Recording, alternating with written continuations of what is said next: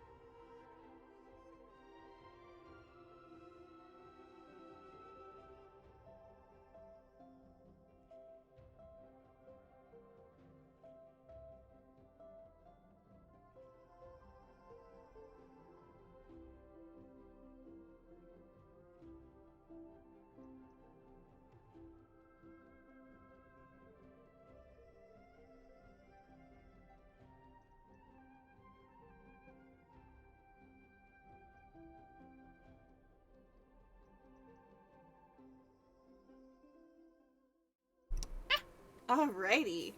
And we are good and on the... I don't know. Not necessarily on the ball. We are running a little late today, but that's okay. That is okay. That is A-okay. Oh. So, but, yeah, we're just gonna do some more Star Rail... Excuse me. Star Rail story. We are gonna be right where we left off. And yeah, we're just... Should be only a couple more hours worth of content, so we're gonna see about pushing through. Because I want to get to the story. Not a good sign to be...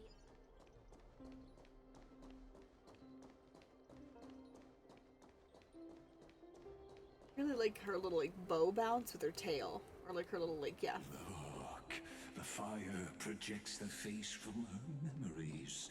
An actress upon the stage of this play. The past has been embedded by time. Imbibed by time. A drunken dream hidden at the bottom of the cup.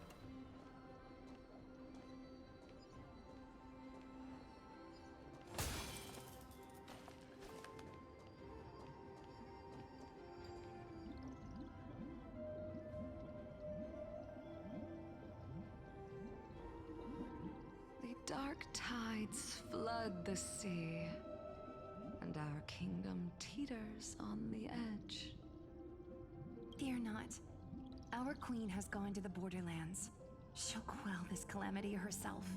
This is the scene when the Chrysos heir of ocean was born. She was once of a Titan-kin race named Sea Sirens. At that time, Kozlana had suppressed the Black Tide's rise, but he was unable to remove Iron Tomb from its roots. The Black Tide still roiled in the depths of the world, and the kingdom of Sea Sirens was the first to face the destruction head-on. Listen, I heard Electra's voice. She's calling to us. Let's go. Her voice carries the queen's command.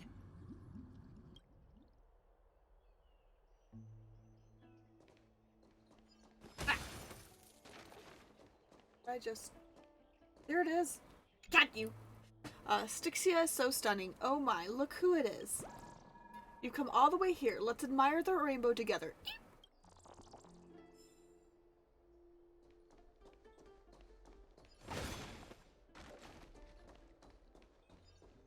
To keep the Black Tide from threatening the ocean, the queen gave her all, body and soul. Born of the queen's chalice, she bore the deepest blessings and God. inherited supreme divine power.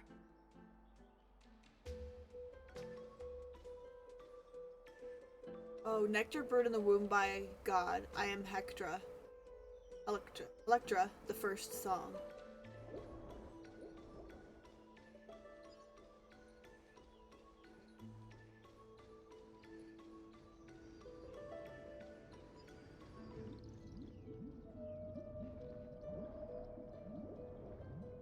Help, mother.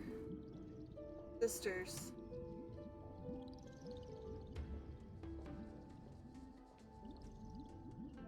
My sisters, you're finally here. Of course, Electra. Your beautiful melody drew us here. Electra? Icelans? Her true name is Electra. This is a reflection of her former self, clinging to the past with aching defiance. The Queen summons us. She must be near exhaustion. The Black Tide will soon enter our borders. Then what do we do? Will our seas fall to darkness and terror as well? Don't worry. We shall lift the chalice in her stead to catch the Black Tide. and stand together to safeguard our realm and its people.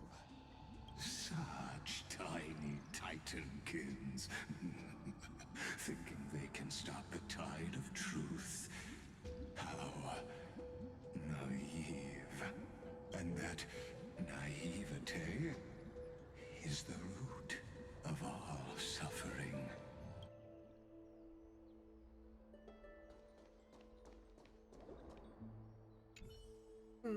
Utterly unremarkable silver coin lies in the roadside, but the moment you pick it up, its strange texture tells you that it never truly touched the ground. Instead, it hovers just above the surface like magnetic levitation.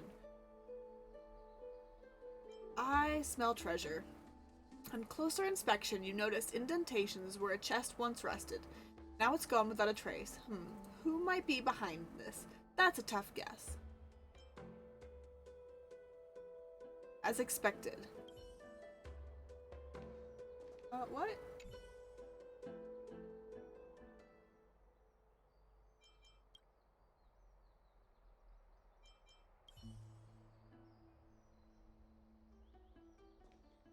Yes, we can't do much with it at the moment.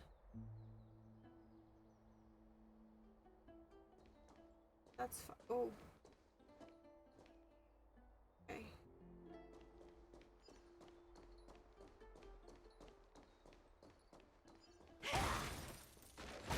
Guess we can't do much with that now.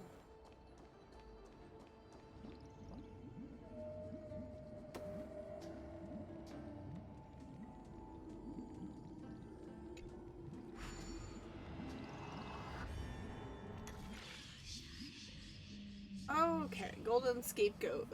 Teleporters occasionally appear in the reoccurring Destiny. Teleporters have two states, open and closed. When you enter any teleporter with the same energy color, you will be transported to the other end. Teleporter will close. There are special buttons on the map. Stepping on them will reset. Instead of teleporters of the same energy colors, the buttons will not appear while the teleporters are active.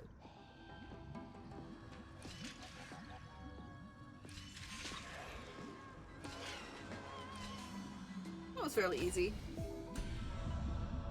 It's basically the...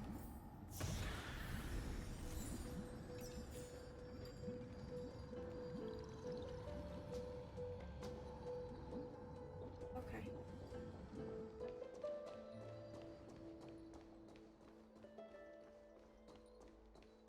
Hey, what's that?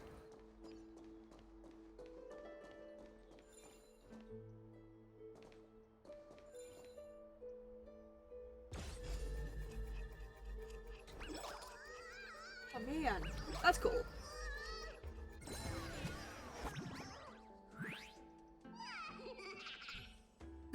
I surrender. I surrender. If you keep pulling back like that, we'll be split apart. Blah. I feel like the ground is spinning. I feel so sick. Wait a second. You're not a priest of Ornyx. But that messy gray hair. Say this, lovely miss. Haven't we met before? How much do you still remember about me? Yeah, we've met. At the end of the West Wind. Nope, it's all your imagination. Let's do this one. I knew you wouldn't spill the truth, but you've carried a scent. One we don't share, and if it's what I think it is, oh ho, things are about to get very interesting. It would be such a shame to waste your talents on the right path. Would you be interested in a little collaboration? That's what I would have said if it were truly our first meeting. Pity. Pity this is just a dream, and those outside the dream can never remain here. You were never destined to be the partner in crime I've always longed for. So close, yet so far. Bye-bye, my mysterious friend. Bartholos vanishes in a flash. Seems like the shrewd Titan has seen through the intoxicated trickery.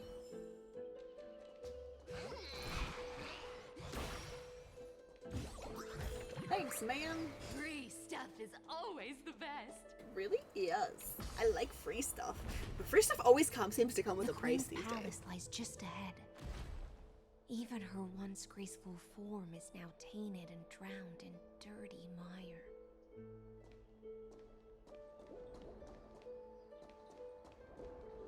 Why do you loathe the Earth Titan, yet love the life the land births?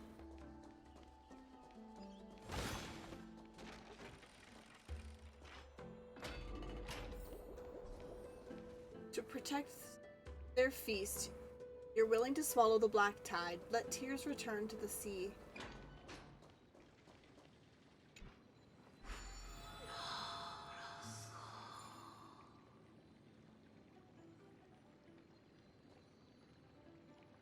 Ooh, treasure chest. The kittens are gonna eat well tonight.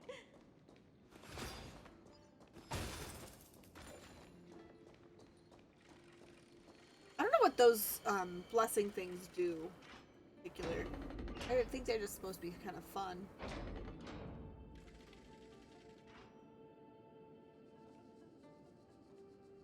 Oh, Fagusa, our noble queen, we've come at your call. And mother. My little fishlings, you swim with such joy.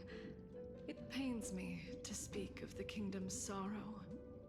I once believed I could drink the black tide dry, but even the deepest chalice must one day overflow, and I can hold no more of this filth.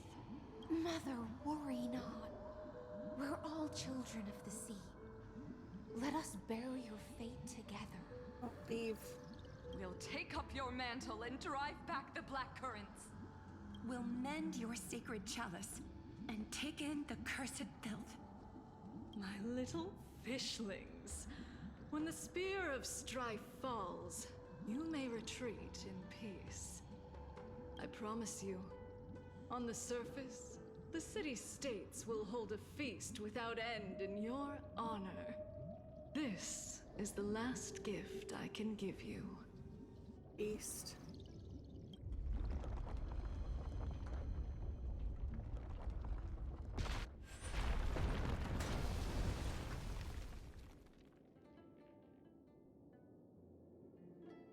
Fagusa sank into the abyss.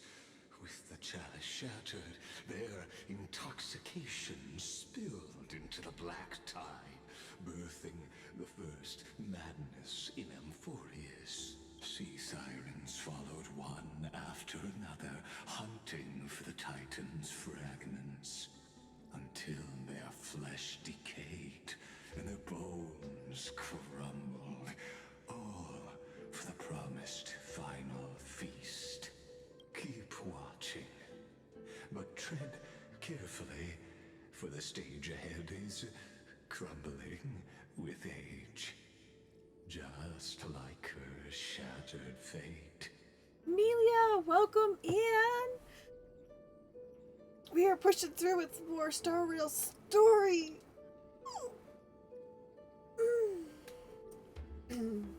How are you doing? Objects stopped in time will not immediately return to their original form when the rewinding process is interrupted. Instead, they will pause in their current state.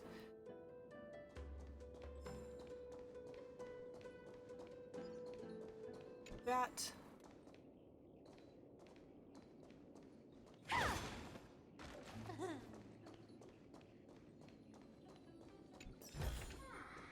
The kittens are gonna eat well tonight. We've got one of these guys. I love the color gold. It is the color that symbolizes romance. I heard that nymphs of romance are all actually a flutter of butterflies. They must be worth their weight in gold. I wish I could fly alongside them. Perhaps then I'll become a golden in color too. Yeah, it's been a pretty good morning. I spent the morning with a friend. We had some tea and we chatted and had some coffee cake. Some spiced coffee cake. It was delectable. Been chilling and I almost spaced stream today. But we're good. Had a wonderful, wonderful morning.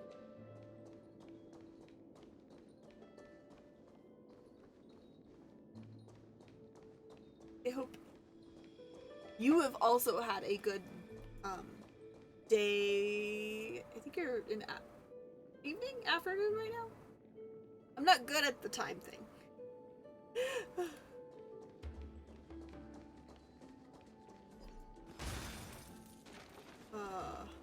Await the feast.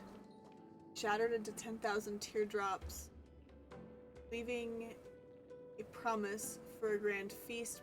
Protect the land, children. Stop the black tide. Await the feast. Let the fish seek dreams.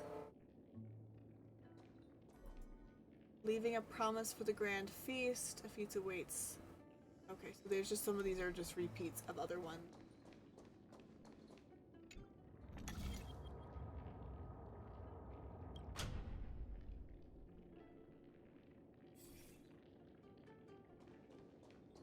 Guess I did need to investigate regardless over here.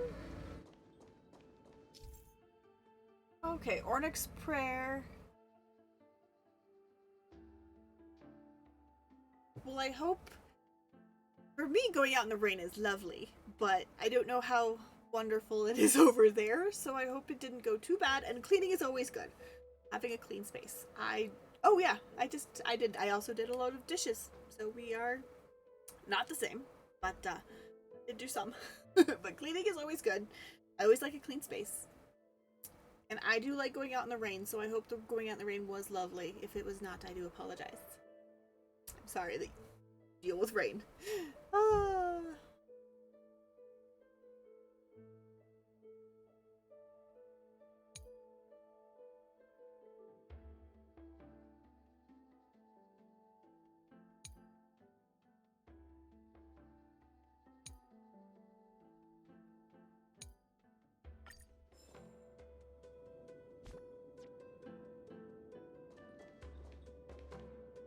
We could shatter the sands of time.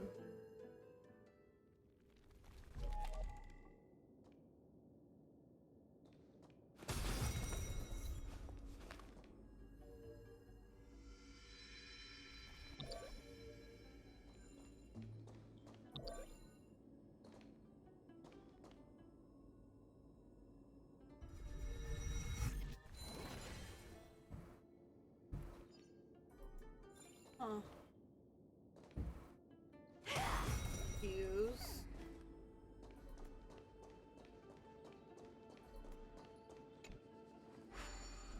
Should have activated that first, probably.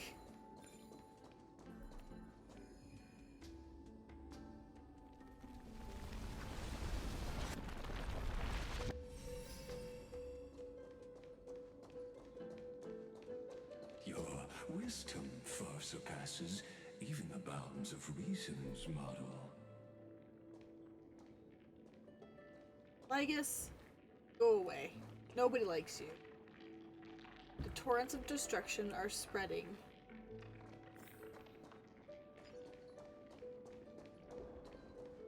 Styxia's feast.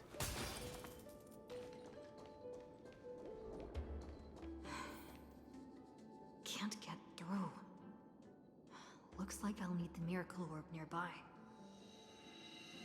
The sea sirens might attend the banquet with Mother or when the day comes.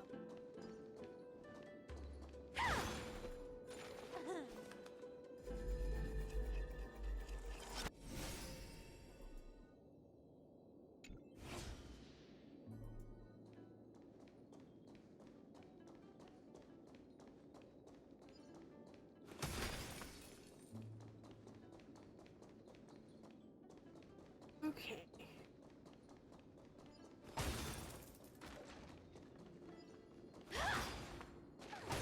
Treasure chest. The kittens are gonna eat well tonight. Damn. Well, I'm sorry to hear that. That's not community drama I have heard of yet, but I'm sorry when there's drama in games, it sucks.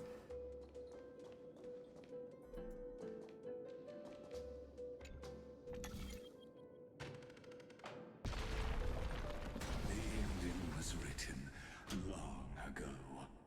Even you cannot rewrite it. Just like this poor chandelier. The sisters and their mother raised their cup. And the beings on The land danced along.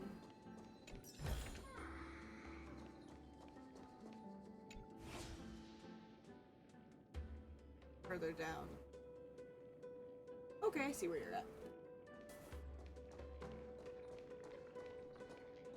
The black tide is devouring everything. Electra! The fiends have gnawed my tail. I can no longer swim to the far seas. Electra! The black sludge has soaked my fins. I can't dance with you anymore. Man.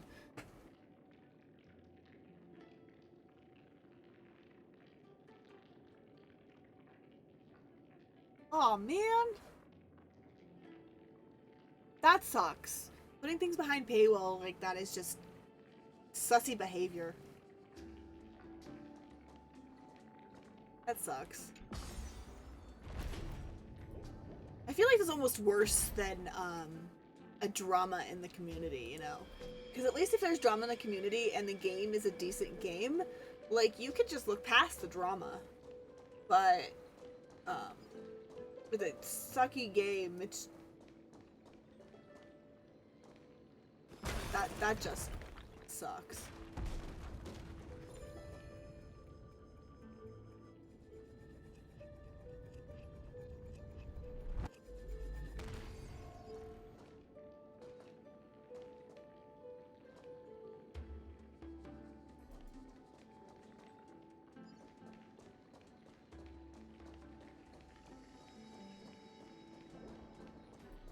It will eventually murder the hope. The torrents of destruction are spreading.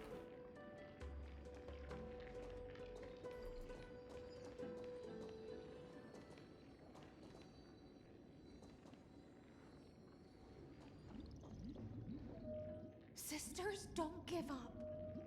Remember the Queen's promise of a feast in the city called Styxia.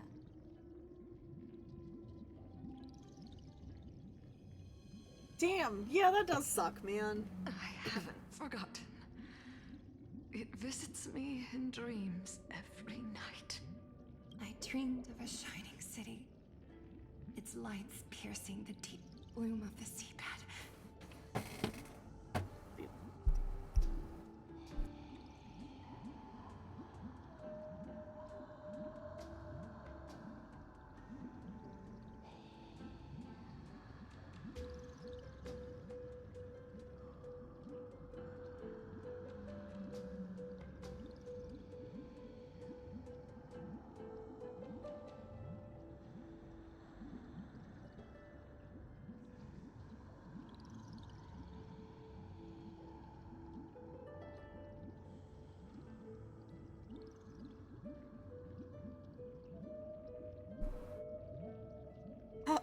Sorry.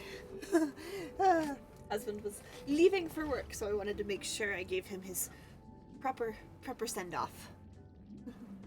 But that sucks, man. I dreamed of children placing garlands on our bone horns, and poets praising the sea sirens for shielding the world. But what a shame. We can go no further. Please, sing to the humans for us. Sing of the deep sea's legend in our place. Torture, death, pain.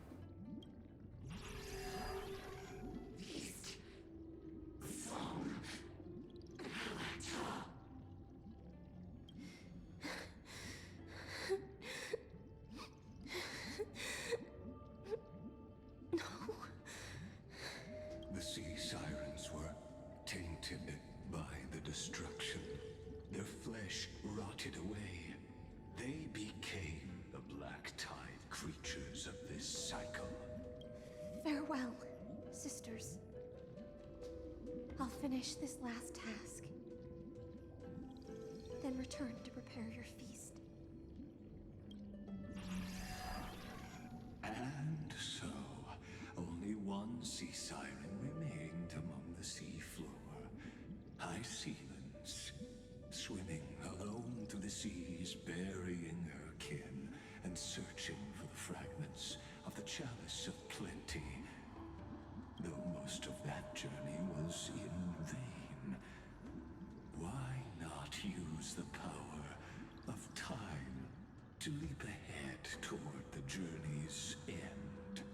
To reach the Spirit Basin, I'll need to call upon the power of the Chrono Vessel. Souls drift towards the feast, yet the bones have forever sunk. River of Souls.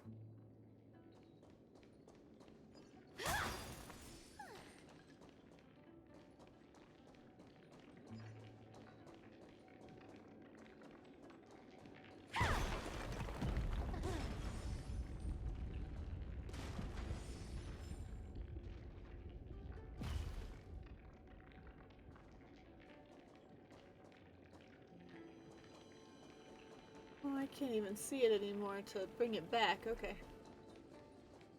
Investigate. Oh, the black tide. Okay.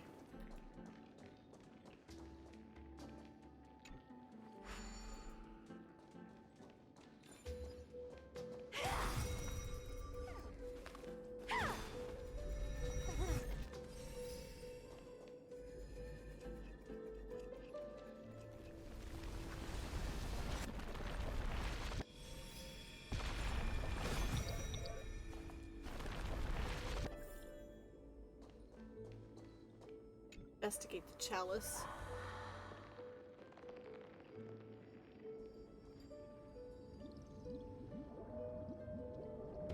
Oh, revived mother. At My last. sisters are gone. The Chalice of Plenty is whole again. The Lance of Fury emerges from the River of Souls, and the gods reclaim their duty to hold back the Black Tide. I am freed from endless toil, and now walk toward the rites at Styxia. I bore my sister's dreams upon my back, took on a graceful human form, and hope to find a grand celebration on the shore. Okay, so the forms we're seeing aren't technically they're just the forms we see, not their actual forms. Okay. My fins became legs. My scales became skin. And the sea foam on my body became a shimmering gown. But when I stepped onto land, there were no festivals with honey brew, nor poets plucking harps. Only silent death, drifting gently along the River of Souls. When she fulfilled her wish, she only found Styxia to have already repeated the mistakes of previous cycles, and was swallowed by death. Oof. Damn. Hopes and promises are nothing but the foam of dreams. I am a sea siren, a vessel born to contain the tides. Now that my task is done, and the promise is broken, House of Lies. am I to go on Fusion. in a world Hmm. drowned in shadow? Ability. Ability. Fagusa, my noble queen. She evaded my questions with drunken stupor. She told me a grand feast awaited me in the surface world. So I wandered lost, groping through the dark. The feast she spoke of. Where is it? Lonely Blade, I shall grant you everything you seek.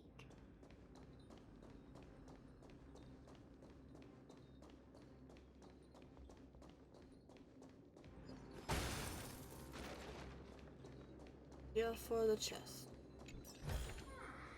The kittens are gonna eat well tonight. Over here that we should probably grab. Ah, do not know. I might as well do that Free stuff is always the best. before I head over.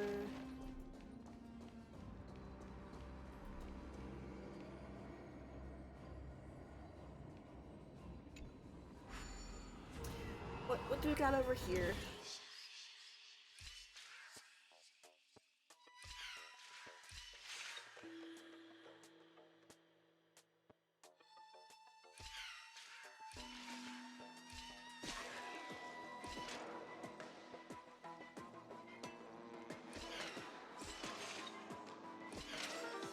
Oops.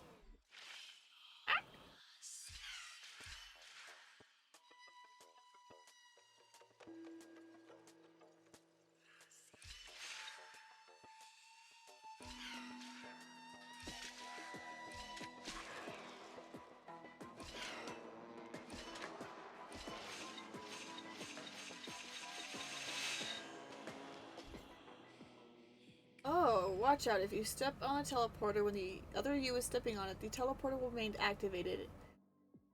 And the you who entered will be lost to the endless loop of space-time turbulence.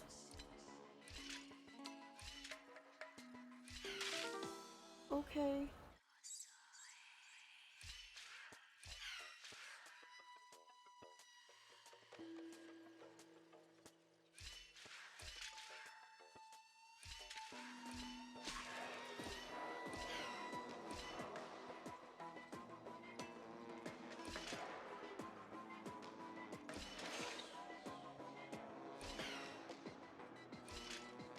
Okay, so I have to somehow get them over here to stop here.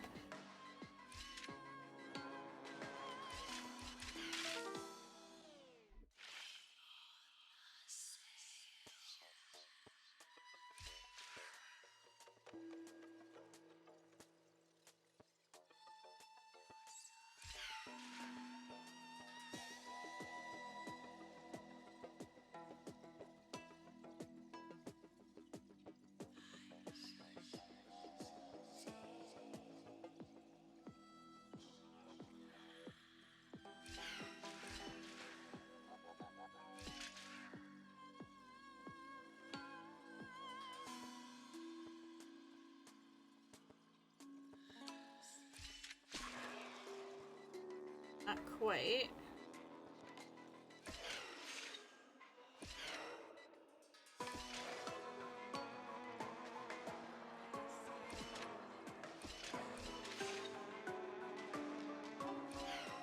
Okay, almost there. We almost had it.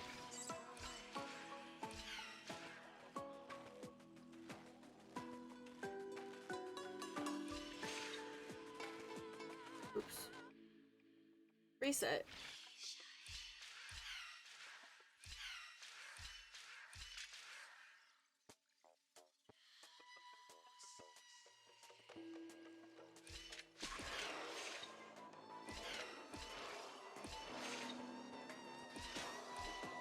There we go. Figured it out. Oh, I have to give. Hold on just a minute. I've got something going on.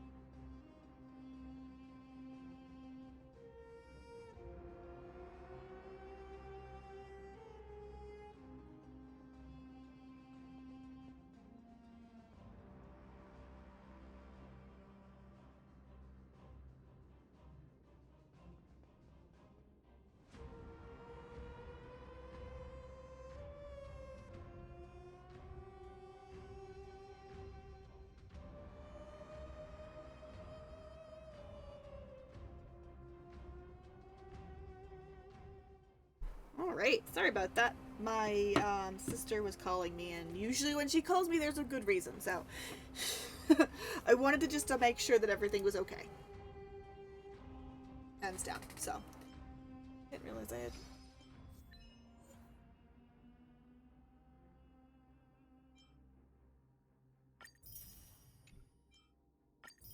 Get both of those since I'm just sitting there. And claim that treasure. Oh, thank you for the hydrate. Always appreciate when you use your channel points to take care of me. Not a good sign to be empty-handed. I love water too. So You can't get rich by me. double checking that I've got everything before I move on to the next location.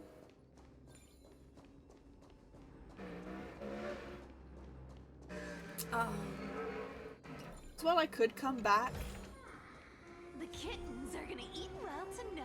I could come back. There's also a part of me that's like, nah. Nah. Ooh, scary. Hi. Hi. Hi, little guy. Ever see a chandelier this big? It nearly crushed me. Eep. Thankfully, I'm nimble.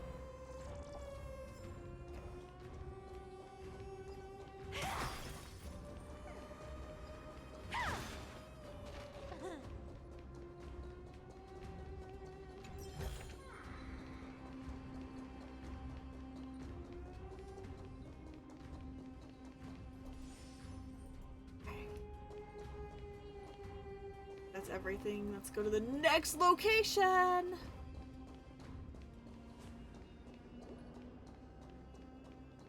On the dusky battlefield, I saw a fire.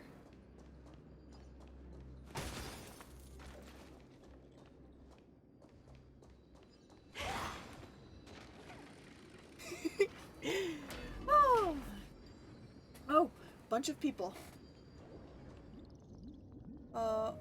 Why did she call out to me? Why did I respond? After wandering the surface for ages, the lost sea siren met her future conspirator. You quelled the wars alone and forced strife into retreat. This swordfish that commands thousands of legions, whom does she serve? It's Ceredra! Yes, Ceredra, long before she became the Imperator, was already burning with ambition. Sovereign who follows prophecy. I am no one's sword. I am just a wandering fish, seeking clarity through bloodshed. Then how about letting the sword dance for me? Her And flame. letting the violin sing in my name? Tell me, what is it you seek? It gives such warmth, such brilliance. All I want is a feast where I might belong. Such a demand is trivial with the Sovereign's authority. I'll grant you a banquet worthy of conquest and comrades to toast beside you. Well, that's probably why she has a lot of feasts. But Knight, you must offer me your heart. My heart? Yes, a loyal heart that will generate no betrayal. You were deceived by gods and drowned in the ocean's darkness. But now, I will lead you forward and be your light. Light. So be it, noble monarch. The law you proclaim shall govern my every breath. So be it, noble monarch. I am simply becoming someone else's vessel once again, and accepting a duty given to me. And thus, in her hollow drift,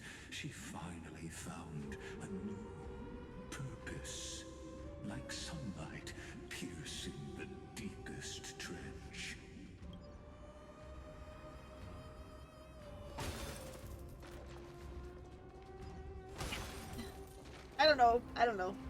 The monarch brought me to a new world. The fiery brightness of her crown melted away my confusion.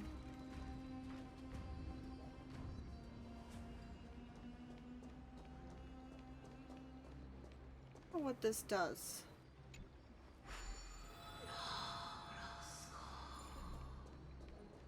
No, I don't know what that does.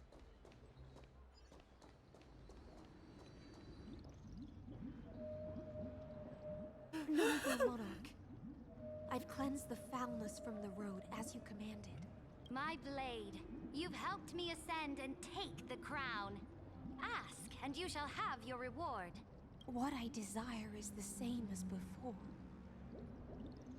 A feast. Your promise. Look, I've prepared you a grand banquet. The finest honey brew and tributes await. Fish are drawn to light by nature, for the deep sea knows only gloom. It's feast. Now I found a flame. It may scald and burn, but it's the only light. It's not a lie. Come, let us join the feast.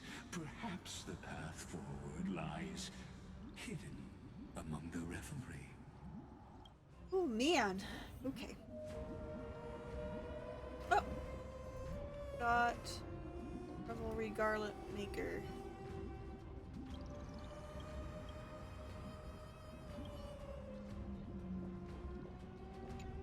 Over here. What a strange wall. It's as if it appeared overnight. I wonder what lays behind it. I'm so curious. I'll extend my eyes beyond to take a look.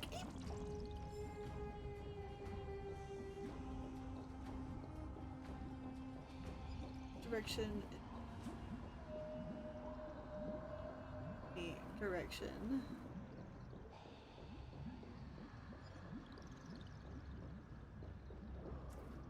Oh.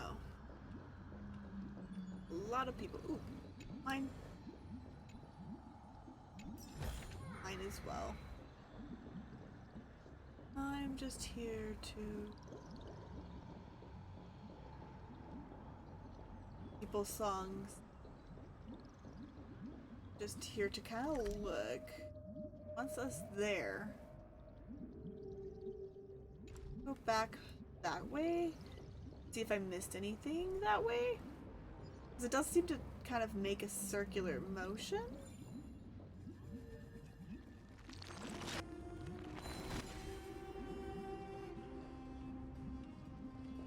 People's laughter.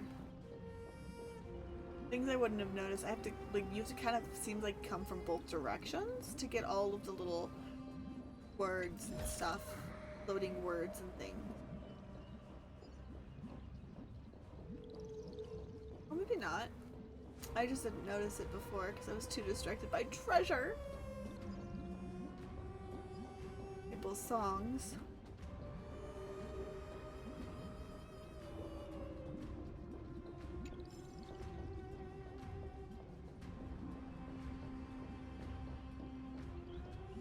Hi.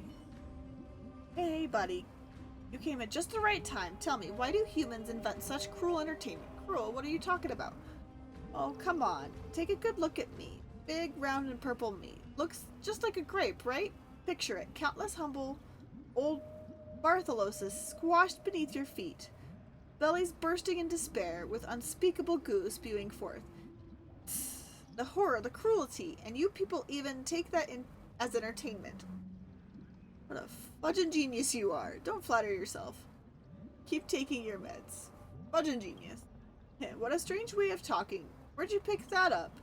Anyway, since everyone seems to love the feeling of stomping on round, juicy purple things, there's no way no one's ever tried stomping on old Bartholos. I mean, look at me. I'm basically a walking grape here.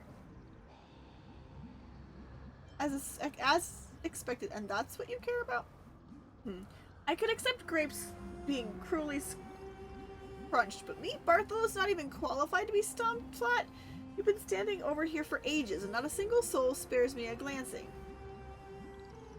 But now, at long last, you speak to me. That settles it. Either you squash me or I squash you. One way or another, someone's playing with me today. Oh. Okay. Apparently we're going to... Say bye to breathing.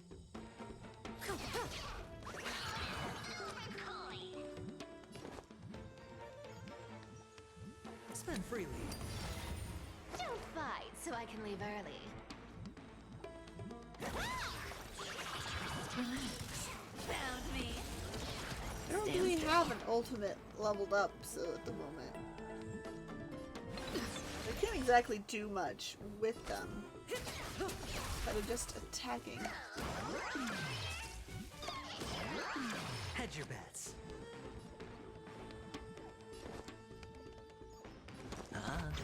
Relax. I'll take it out.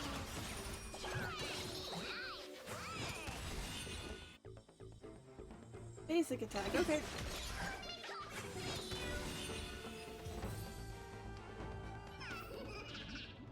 What a big Oh dear, yeah, right there. You've got talent for massaging. Anyway, the poor I did forgot to read those.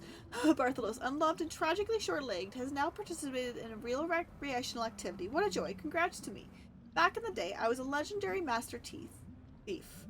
Even Kefali and Thantalos would have to show me some respect, but now maybe I'm just too good at being invisible. I stood around half the day and only you noticed me. People always say the greatest hides in plain sight, but being too untouchable makes you feel lonely sometimes, you know? Hey, gray hair, you look familiar. Next time you're bored, come hang out with me. Let old Bartholos experience a little about being a grandparent. Just kidding. If family jokes aren't your thing, feel free to erase that one from your memory. Okay.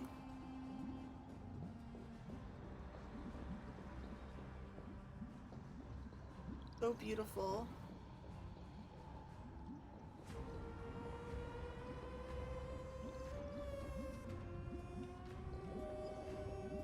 We are in more. No, I really can't drink anymore. Who made you drink so much? Or deliverer? My lady, you may listen to my troubles. You know there are no concentration or flavor labels on those honeydew drinks. It's all down to luck. The humans have preferences. That nasty bunch forced the ones they didn't like into my mouth. But I look like a barrel or a water pipe. If only I had limbs. I couldn't be such easy prey. Can't you simply keep your mouth closed? You don't understand. I don't have to pay for those honey brews they forced on me. It's a waste not to drink them. No, I've made up my mind. Mega Lion Man, stop drinking those honey brews at once. You gotta talk the talk and walk the walk. What a unique name, of course, because that's not my name. I've gone off tangent. I still have more to complain about.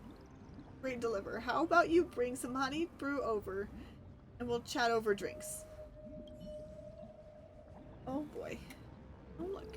Let's all of us do this. Especially since we've got ads anyway, so there's a good chance to do it.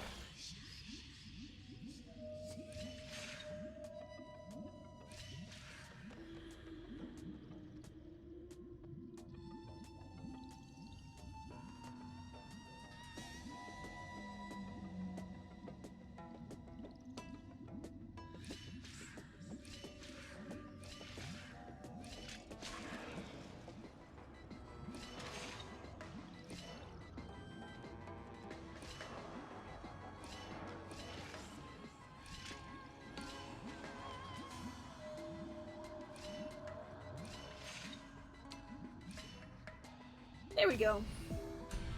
That one actually was fairly simple.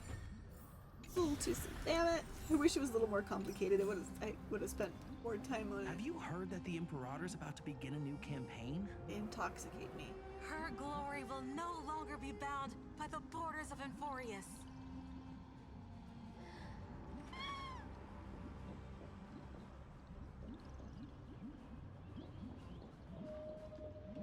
Let's go back around the other direction.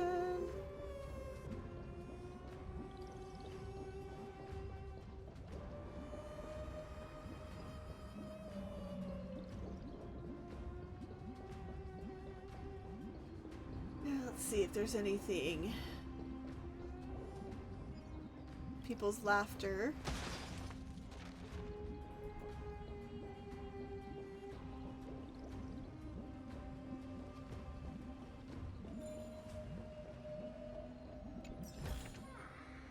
kittens are gonna eat well tonight.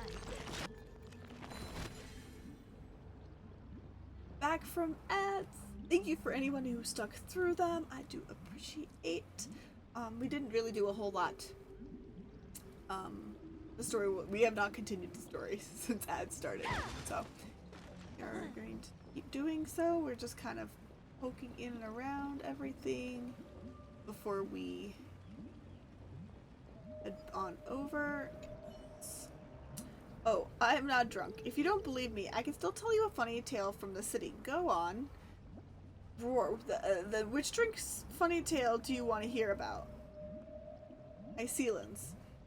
Lady Hycelins is a demigod. Demigods can't get drunk. Ask about someone else. Dux Brumalus would always down 5 cups of honey brew at once, with not a single drop left. I was curious, so I asked her why. She said it was to pay her respects to her 4 skyfolk comrades who have passed. One day, she only ordered 4 cups and finished them all. I was even more curious, so I asked her why. She said she wanted to quit drinking. That's all. And get out of the way. I think I'm gonna throw up. Okay.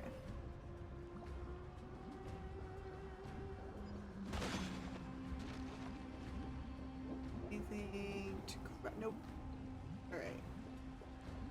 They intoxicate me. My faithful subjects, tonight's feast. Yeah, isn't no just worries. for I the hope you past. have a good dinner. It's a toast to the future. Have a good dinner. Born from our golden blood is an unstoppable colossus. Our iron beast to trample the universe. Great monarch. I've heard the For the universe stars? teems with great threats. She truly do this without Can we suffering truly harm? remain invincible? Fear not. Before the troops of the destruction, such rabble is no more than cosmic dust. Surely there's a planet draped in oceans out there in the stars. Once I claim it, it shall be yours to rule. And to the rest, your triumphs will not go unrewarded. I promise you a new age, free of fear. Now, raise your cups to our conquest among the Sea of Stars! Sea of Stars! Sea of Stars!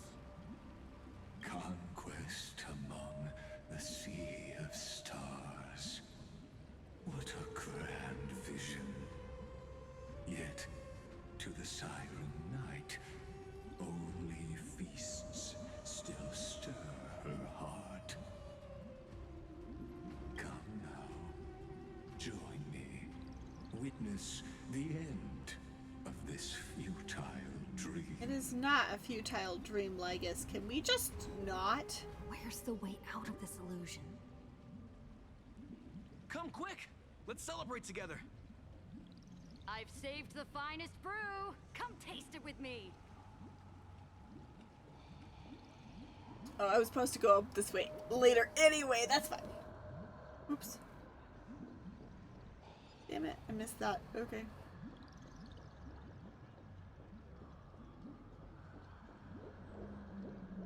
The monarch's subjects stride along with me, dancing with me as if sisters, speaking to me as if friends.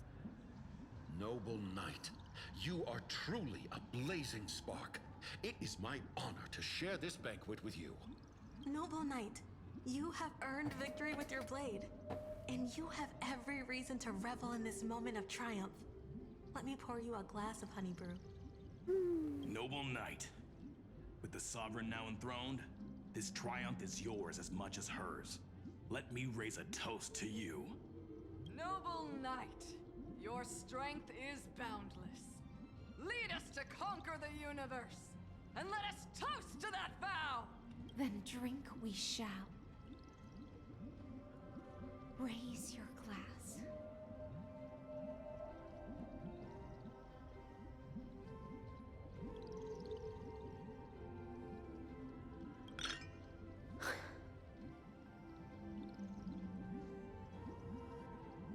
In the deep sea, never knew what fire was. But when I set foot on land, the first light that I saw was the flames of war, lit with golden blood. It scorched my fins, made me feel pain, and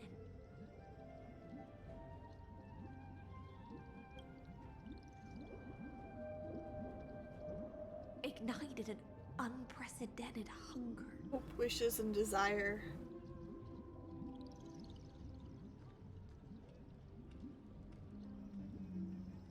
A hunger that flickers in every hero's heart. So bright, yet so blinding. Look! The monarch herself has taken her seat! Love this Hear feast. that? The court sings her praises! Come! Join us and praise her glory. Love this feast. I love this journey that brings the feast. I love the people on the journey. I love the monarch chosen by the people.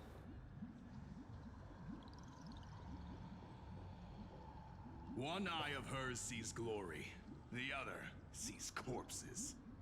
And yet, she cherishes the name of glory more than fear and death. As they say, the coward died 1,000 times before his end. But the brave face death but once, which gods stand witness. On the eve of war, we sang our hymns and set our sights to sail beyond the stars. The legions will climb aboard the beast, riding it like currents across the cosmos. Planets after planets flew the flags of her crown. Realm after realm was ignited by her flames of war. As the final resistance fell silent, a vast empire rose from among the stars. And this small pond at last embraced prosperity and peace. That's how the story ends. Tell me, visitor, in this dream, did you enjoy the show? Not the right ending. After all, beneath that still surface lie the bones of countless dead. It's time for me to wake up from this drunken dream. Indeed, I have long known.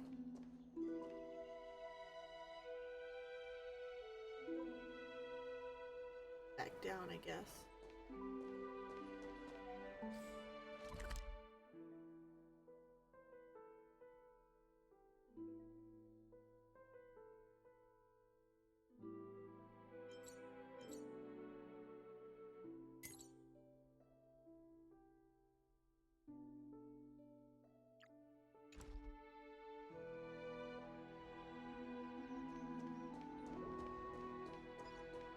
There's another one. Okay. The Imperator is dead! The Imperator is dead! Fire is The dead. Imperator is dead! Fire got Tribby. All the Tribbies?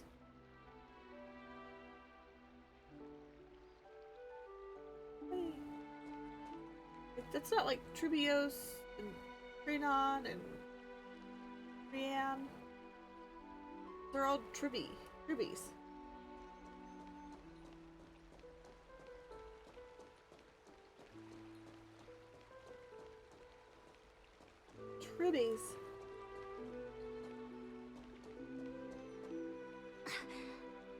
People once cheered for my ascension.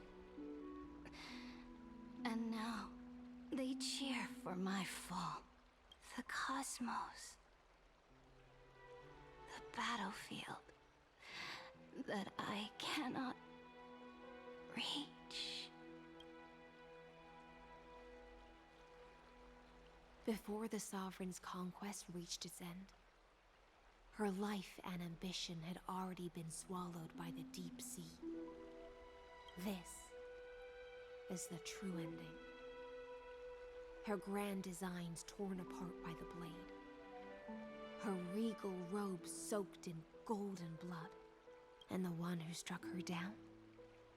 The one who struck her down. Killer is... was her most loyal Gladius. You killed her? I don't need to explain myself. A fish in a pond has no hope against the surge of fate.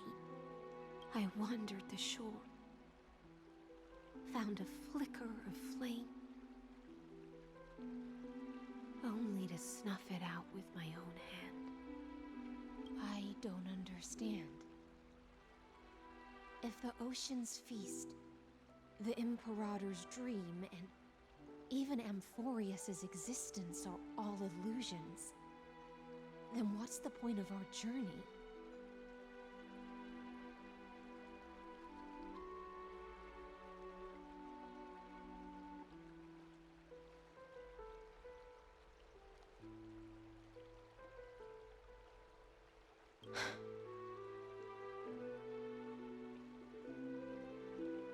When the Deliverer returns, I will let this absurd celebration come to an end.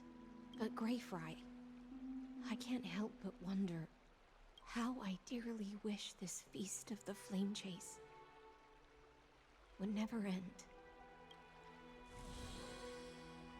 It seems she sensed your presence. The Fantasia's foundation is starting to crack. Let's return to the prologue. Remember the allegory of the cave? Can the prisoners in the cave learn to see the shadows and echoes for what they are, and stop mistaking them for reality? As you've seen, when she cast off her chains, finally turned to look around, and moved her legs, her reward was nothing but searing pain. Oof. I don't like you, Lygus. Can you go die in a hole, please? The light will blind her, for the fire behind her had never once actually touched her eyes. Her legs will buckle beneath her, for she had never learned to walk forward. And so she fell into infinite confusion and fear, and came to firmly believe that the shadows and echoes were the real world. But we in the cosmos, are we truly any wiser than she was? No, nameless one, fateless one, ask yourself this. The paths you tread, the eons you worship, everything you've trailblazed with your own hands, could it all be someone else's projected shadow? Let's leave that question till after the curtain falls. Once you've unearthed every last truth and reached the prison built for me by the demigods, I'll speak with you face to face. I don't want to speak with you face to face. Can we skip that part, please? That'd be nice. I, the Theoros, have walked the 30 million histories, born I don't by care. Kozlana. I don't care. 1,000 years is a mere atom in a grain of sand to me. Amphorius, compared to the cosmos, is but that grain upon a whole beach. I swore to bring an end to the erudition. Would I really let a single grain grind down my mind? Probably. No, please. of time to open the gate to the ocean's depths. Go, find the prison warden tormented by loyalty. Find her, step into the world's vortex, and once there, end everything between us. That palace reflects the heart of the demigod of ocean, intoxicated, stagnant. There, you'll witness the true beginning of the saga of deliverance. An ugly history, long buried by tides and shame. A staircase of apotheosis that the Imperator forged with the golden blood of 500 human sacrifices under the pretense of conquest. I'll wait for you at the heart of the world. But to reach the place, you must... Beyond this door lies the path to the vortex of Genesis.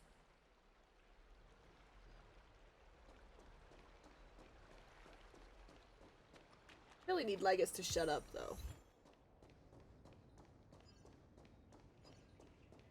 Do not like him. Ah! Eep! I'm sorry I scared you, but you scared me too. Sorry. I'm just collecting those all for various reasons. Now step away from this false banquet. And then onto that bloody stage.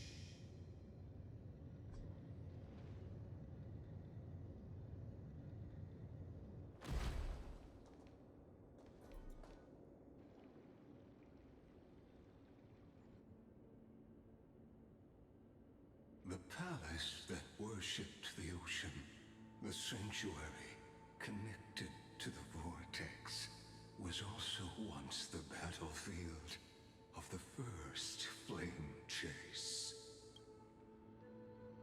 The flow of time has slowed down. When was the slow-mo feature added? Her exuberant song halted the passage of time in this place, imprisoning my body and shielding my soul from deterioration, all just to await your return. The twisted time and space reflect her confusion.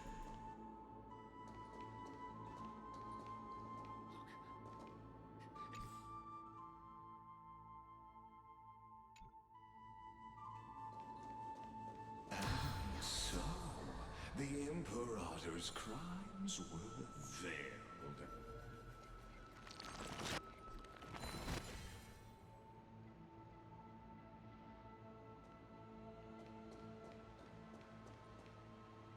Stay away from Apollonius. This cup of honey brew. What a sweet aroma. Done, Virginia. Dux Hakalithist. We can't give up here.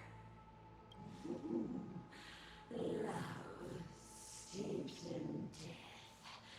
How delicious. Sadly, all you see is a remnant of history.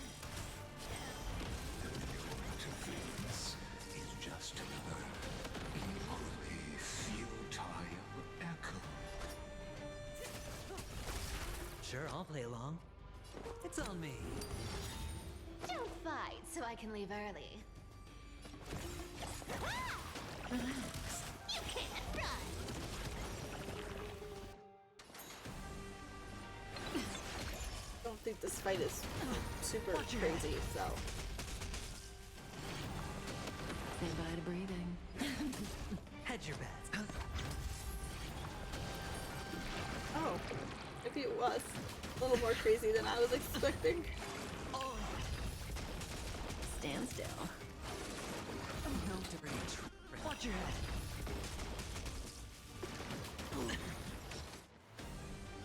Trust me. We can do anything!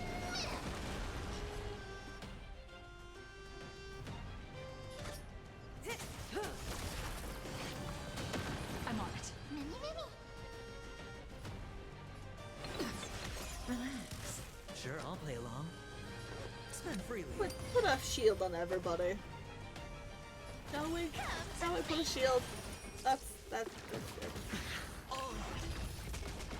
Found me. Just gonna call more.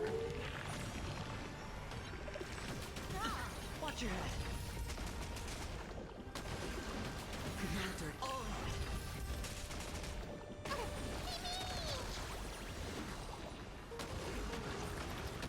To Watch your head. move her from this there. See. The dice have been cast. Bust. Or Do maybe that. I'll take it off. Good times never last. Time to say bye. We will just Boom. Our cute play session is over. With enough believers, lies become reality! Yes!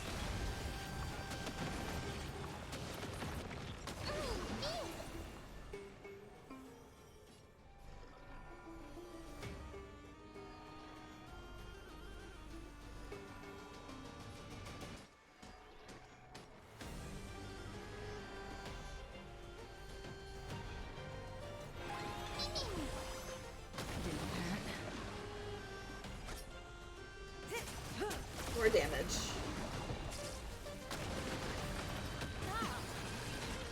You just don't worry. Stand still. Spend freely.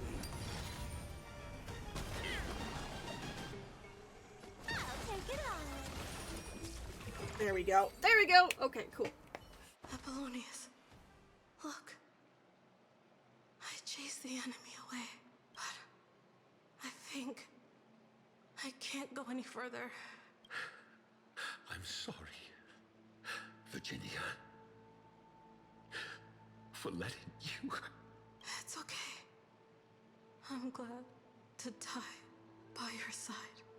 Ah, such an ironic twist of fate.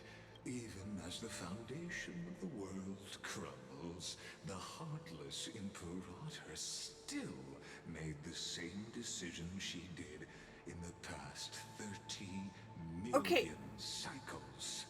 We're having a moment here, dude. Go the heck away, dude. Okay? Just... I'm really enjoying... and Euphorius. I am really hating the fact of how entwined he is in the story right now and how much he keeps popping up. I hate his guts. I'm done with him. 100%. He needs to go. I'm tired of him interjecting. Ugh. Okay. During the first Flame Chase journey, the Flame Chase Legion stormed Styxia. Tens of thousands of sea sirens surged from the River of Souls, crashing toward the heroes like a tidal wave. Maybe it might be his voice actor too, because it's grating on me. The hell before you is the recreation of that very battle. Apollonius, look. I chased the enemy away.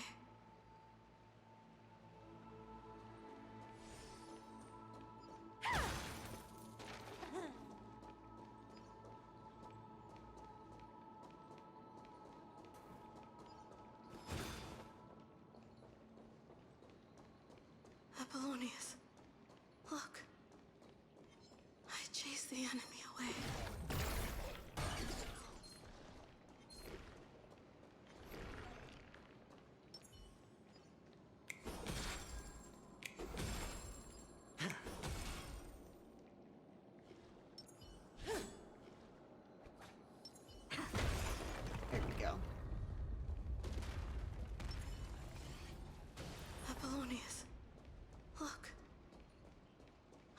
the enemy away. I'll continue to stay here and wait for the water currents to bring me to an unknown destination. But this isn't a water current. Eep.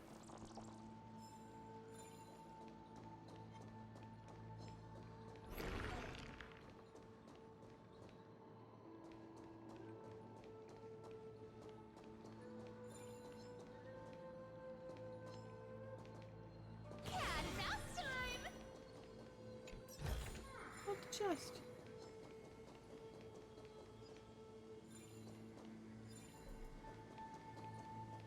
Apollonius, look. I chased the enemy away.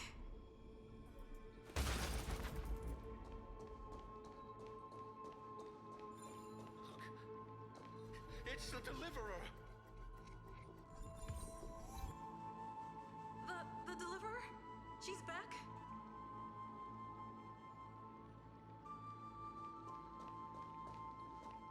Can't fix that right now? Yup.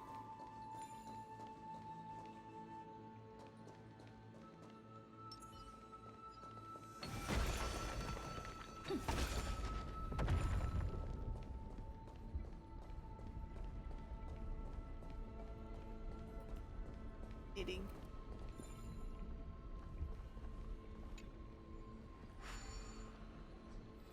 Is there anything interesting over here?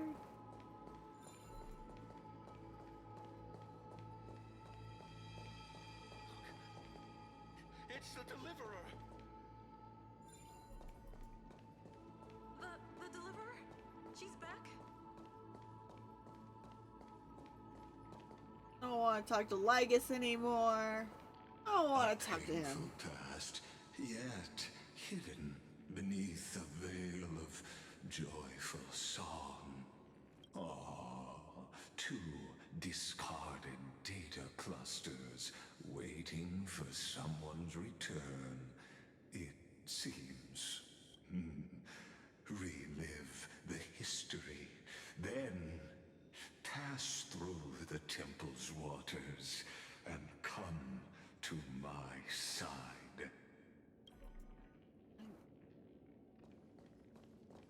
I want him to...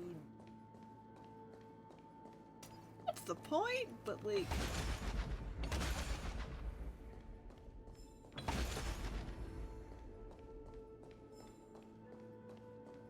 Oh, let's keep going down that way.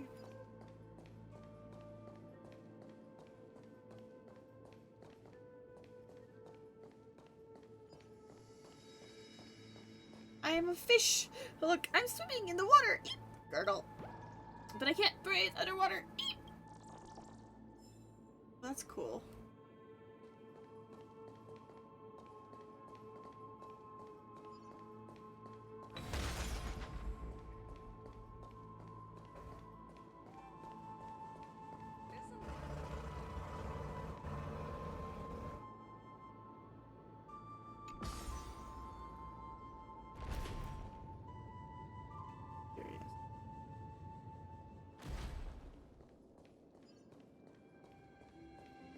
Oh, they probably wanted me to come up here. Okay. Yeah. Gonna...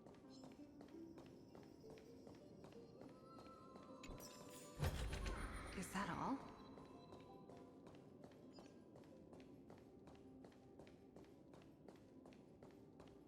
I don't want to do that yet.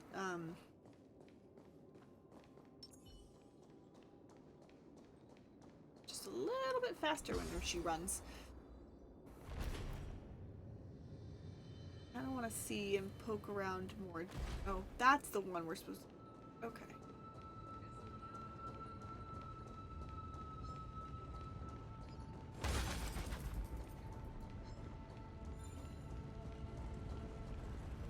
Can't do anything with that.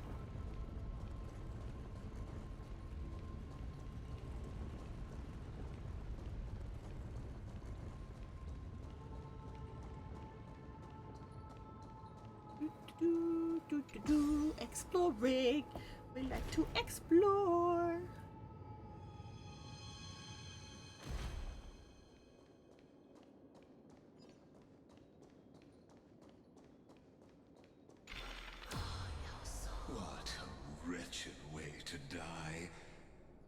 flame chase army, devoured by warbling fish, never saw it coming. Look, the cruel Imperator and her Knight Commander, the pitiful Warden. What a perfectly matched duo of test subjects.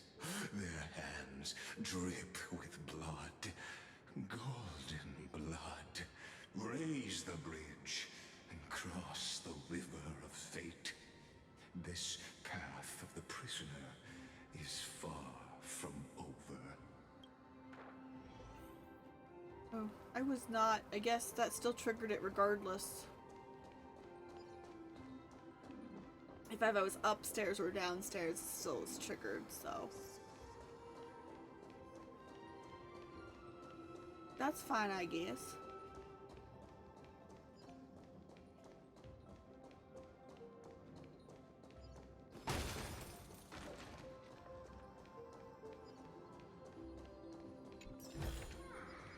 Free stuff is always the best.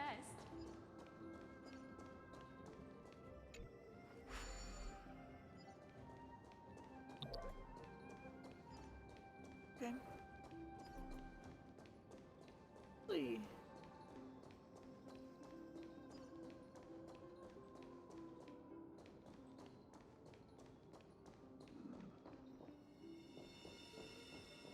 Two different states.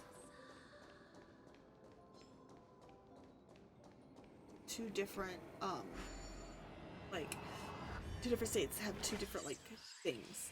So, that's fine.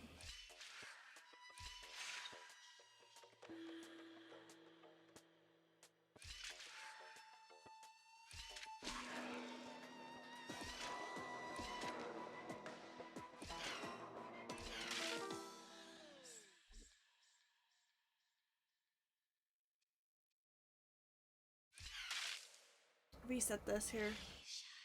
It's 4. 1, 2, 3, 4.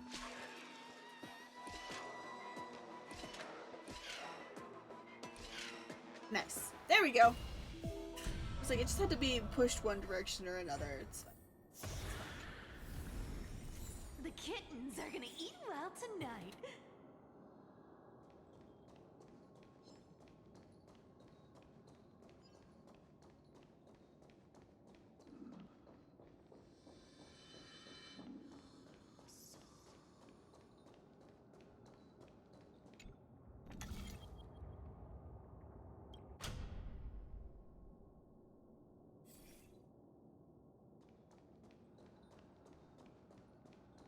Really isn't a way down.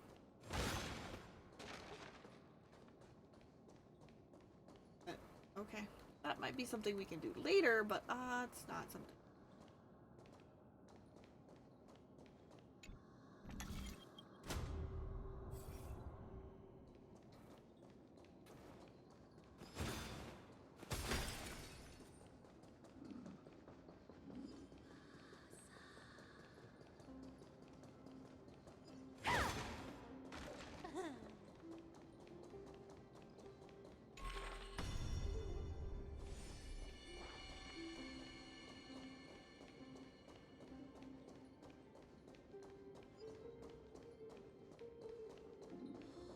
Question is how do I get down there? I do not know.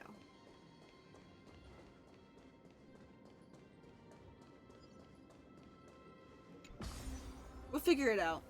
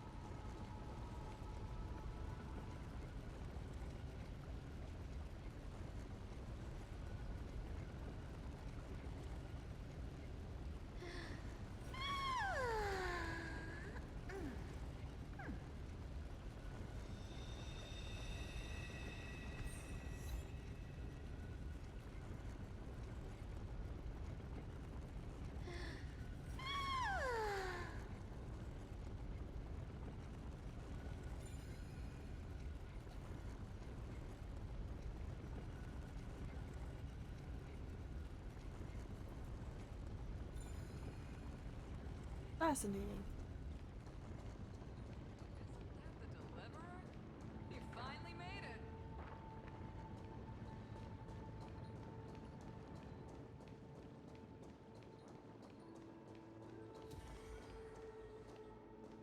There.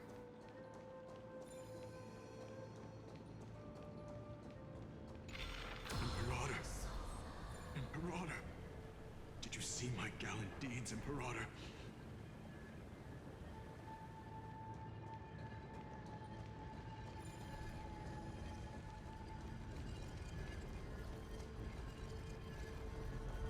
Get over there.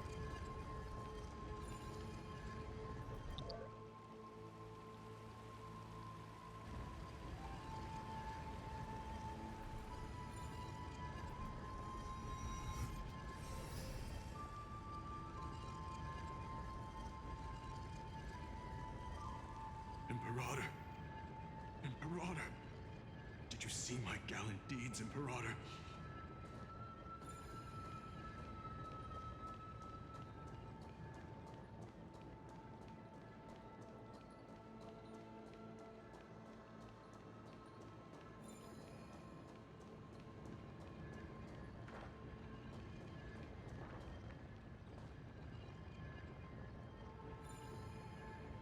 Imperator! Imperator! Did you see my gallant deeds, Imperator?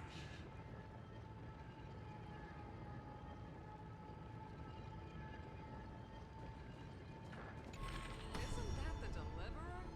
You finally made it.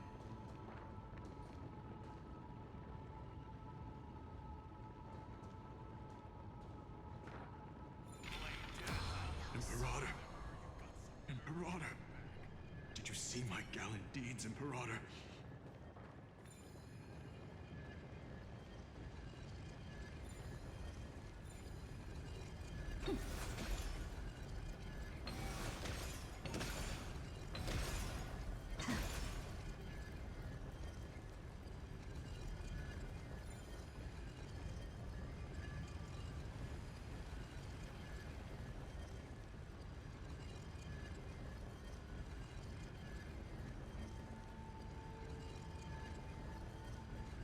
Steps through the duckweed leaves rising from the water.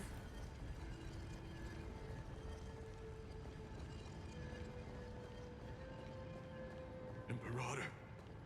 Imperator! Did you see my gallant deeds, Imperator?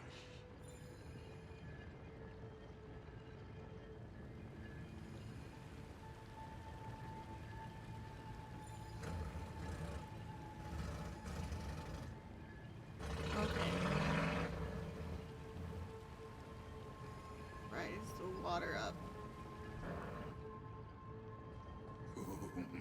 A sovereign and the sword at her side. There are countless counterparts across the cosmos. Most of their stories end in tragedy. That was not a particularly, Imperator, why did you... You're here, Dux Gladiorum. You ordered me to seal the sea route and handle threats from the rear. So why didn't you wait for me to return? Why send the vanguard ahead and let them die in vain? Die in vain? No, you're wrong.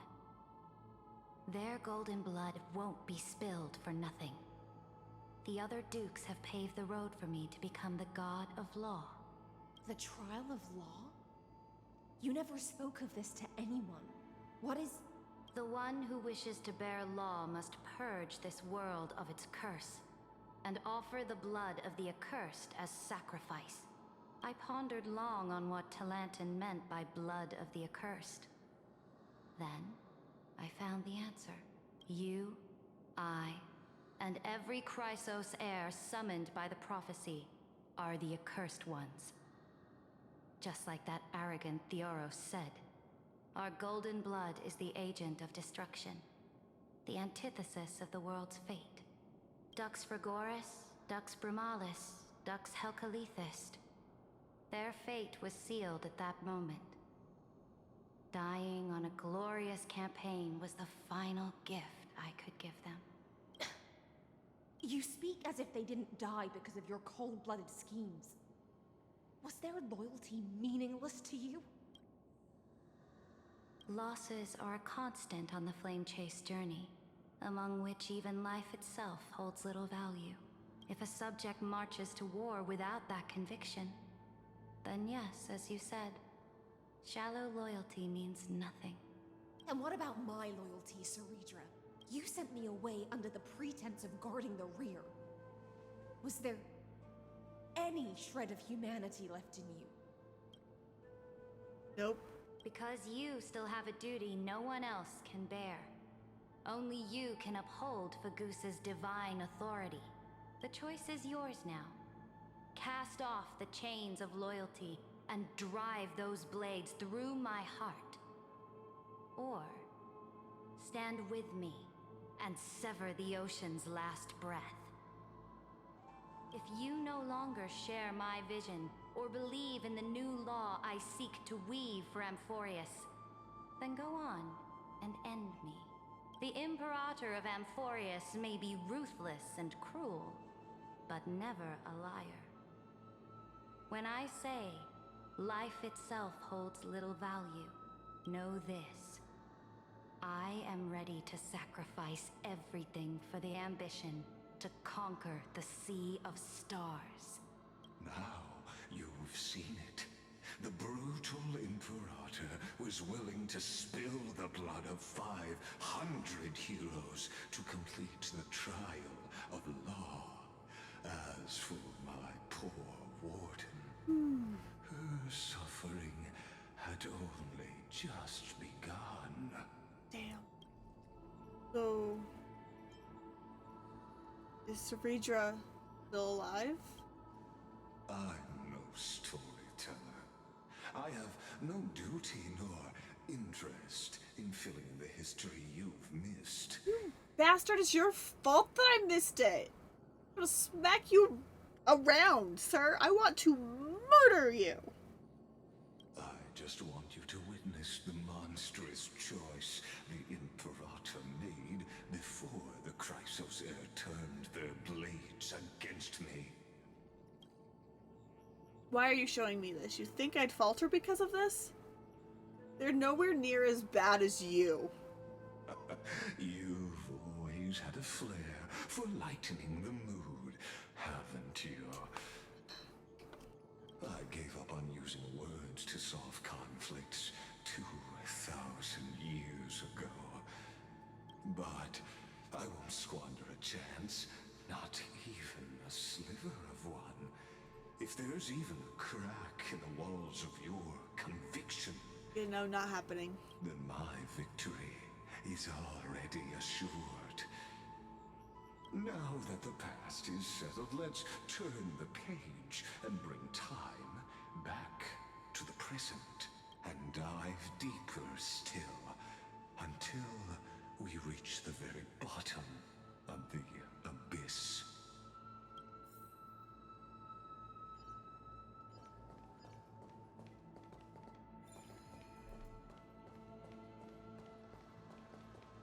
Investigate.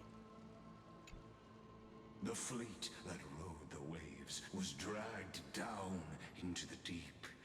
The flame-chasing nymphs were reduced to ash. What a tragedy. And you, Deliverer, shall bear witness to this golden death. Not in the plans there. Okay. Really do anything else, I need to switch it over, it seems.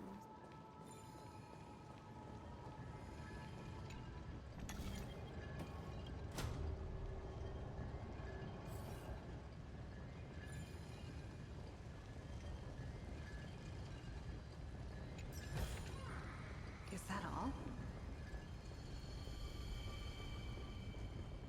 Seems like head on. This hidden gate leads to the vortex. Hurry now. The time of our reunion draws near. the hell?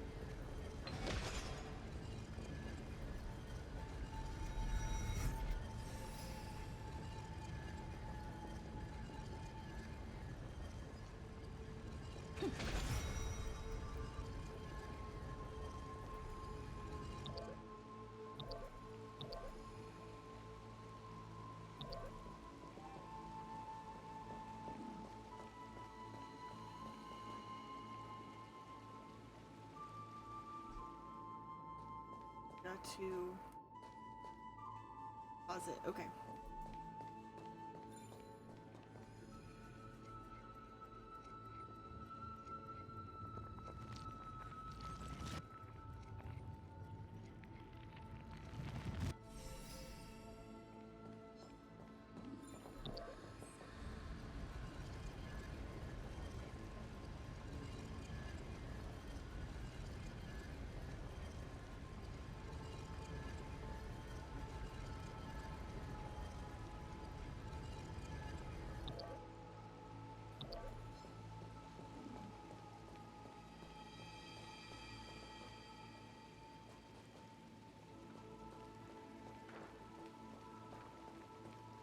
So clear that up over here.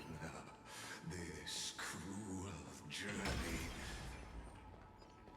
will reach its end at long last.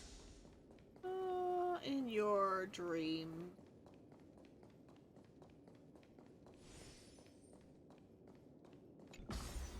Because I'm gonna finish moving things around and looking for treasure.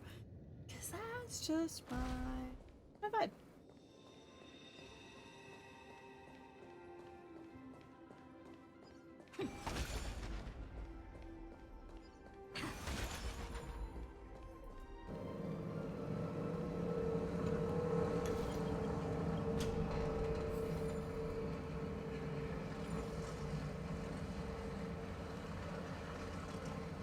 Hello, welcome in. How are you doing, Totodile? That's not what I need you to do.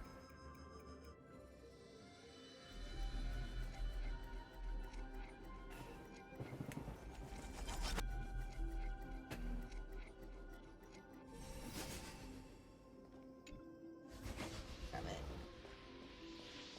It is moving slow-mo. Slow-mo! That's okay, we will follow. Easier to find, grab a hold of. So. Oh. Anything else up here? Whoa. Thing.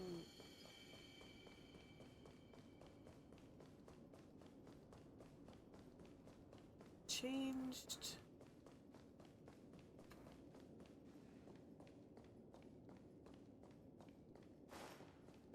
Let's go ahead and head down.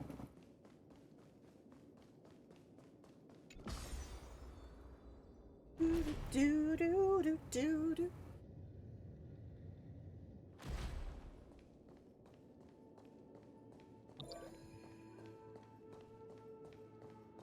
Sure, that's everything.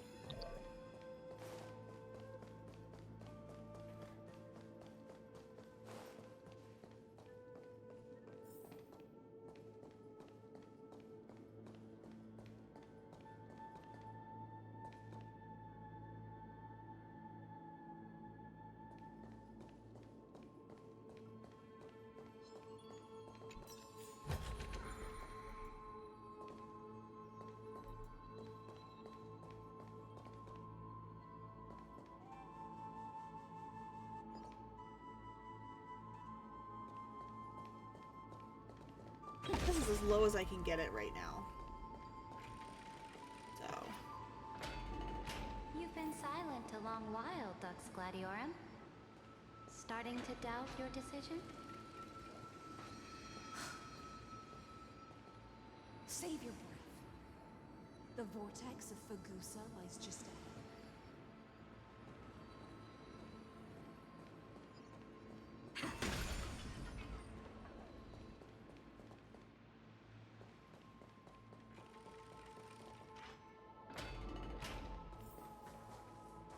After the trial, there's nothing left between us. So you'll stop swimming toward the stars, Dux Gladiorum? I was always a creature of the sea. The stars in the sky were never meant for me. Man.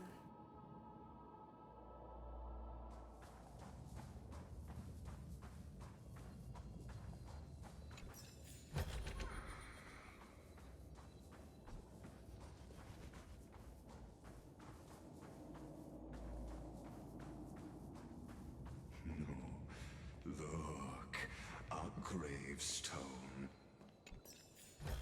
But whose name does it bear? Sure, we've got everything. It was here that the prisoner, who thinks herself the prison warden, made her choice. Witness, listen, and awaken. This guy, I just want to. I will be so glad. Dux Gladiorum. I've lost count of how many times you've stood here over the past centuries. The only thing I'm gonna miss in this particular world, the only thing I'm not gonna miss is this guy. When this is all done, this is the guy I'm not gonna miss. You talk too much for a prisoner like Kyrgyz. Just saying. Two geniuses who defied law and all the Chrysos heirs who sacrificed themselves in this cycle, worked together to chip away my strength. But you, can never affect my will. And as long as my will remains intact, I am free. Don't get ahead of yourself. I still have ways to chain your divine soul. Please, do surprise me. But I'd say your mission is nearly done here, isn't it? Oh, it was here you gorged out the core flame of ocean from Fagusa's body. It was here you and that Imperator both completed apotheosis, becoming pillars of Amphorius. And after that, you drove your blade into her heart. A loyal subject turned regicide. A demigod committing deicide. Or so the history books paint that tragedy. Oh, but if that's the truth, then why, after 1,000 years, are you still here, guarding the Imperator's grave? Still bound by loyalty. Come to think of it, perhaps I'm not the only one imprisoned here. Your calm does stir the rage in me. As if the one paying the price here isn't you, but us. The ones who lost everything.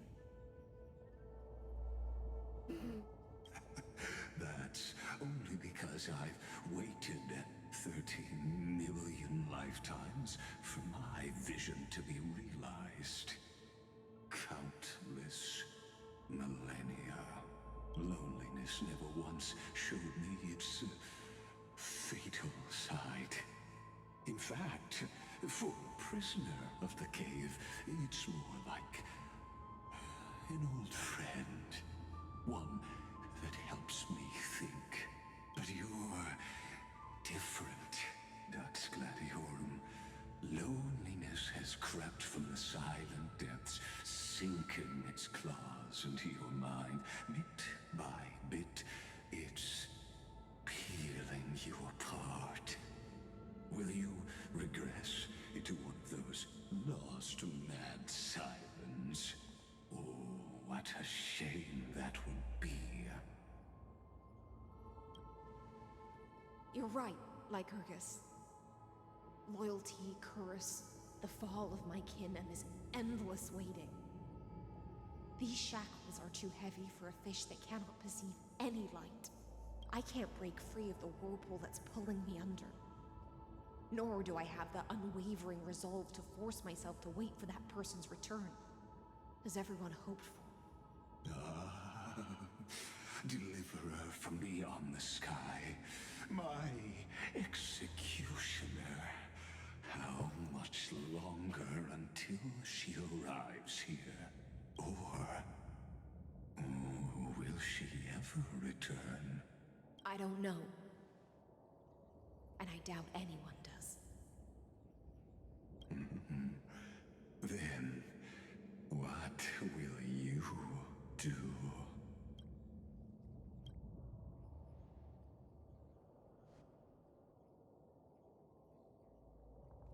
Ceredra. The game is going. Still wish Lycurgus was not the one narrating this entire thing for me, because he's an arse. But still going. How was dinner? This will be the last time I carry out your decree. Ever since you took me under your banner and made me the Dux Gladiorum, my music has belonged to others. Time and time again, I use the siren's song to lure the unwary into illusions for your schemes and strategies.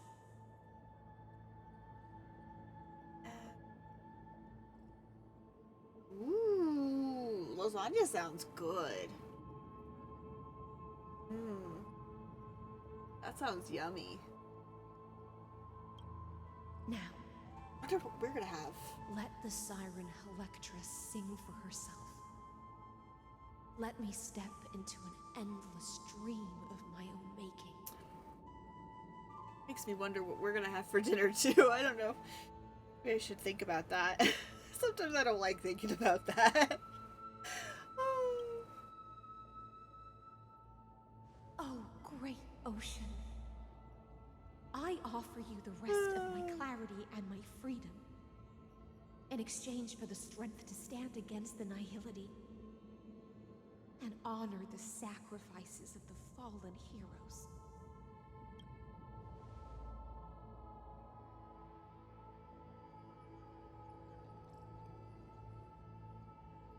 Greyfry, deliverer from beyond the sky. When you ride the current of time and find your way here, you'll hear my solo. It will guide you to the heart of this world. By then, I may still be lost in my self-wrought slumber, but I'll uphold my part of this long relay and guard the shackles that seal the Theoros. Do you still remember? To awaken someone from a siren's voice, you'll need... Who says honey?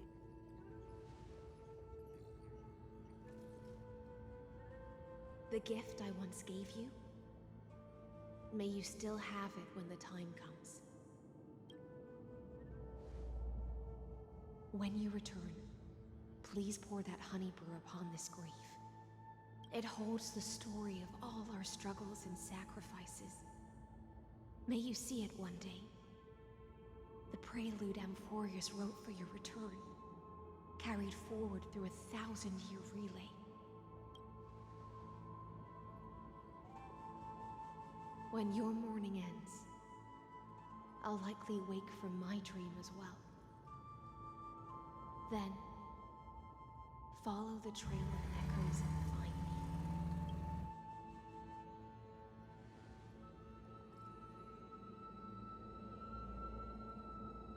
And together, we'll bring judgment upon the sinner who defiled the erudition.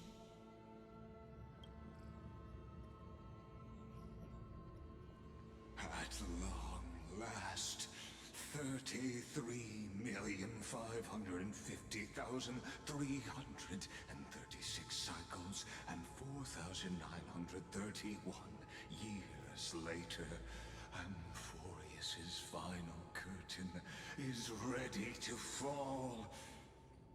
The shadows within the cave gave everything, yet all they did was mimic life outside its walls. A futile effort steeped in sorrow. There's only so many ways I can say how much I hate Lycurgus. Lygus is just... Oh, I want him to go away. Enough! They were no shadows. Oh. Everything they did shattered the darkness of this cave, and unearthed the core flame of Trailblaze.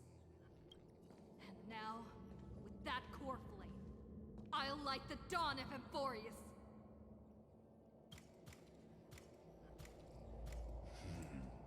Do you still choose the will of the paths as your answer in the end?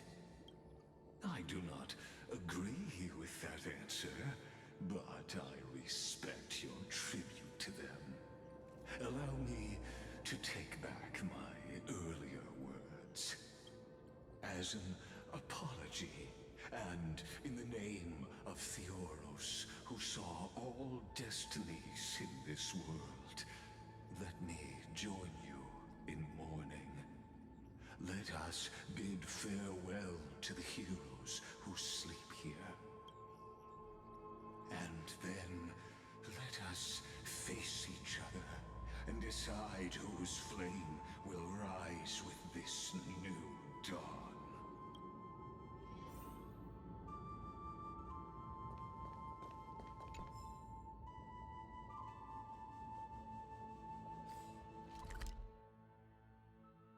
Gotten most of the treasure chests.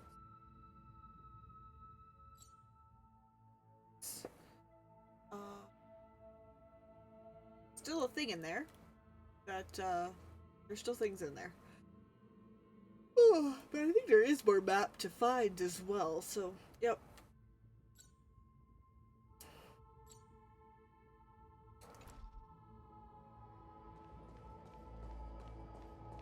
Hi, buddy. See these stone tablets? They record the epilogues of heroes. I may not have tear ducts, but I feel my eyes wet with tears after reading them. My friend. Let us pay our respects to the deceased. Yep.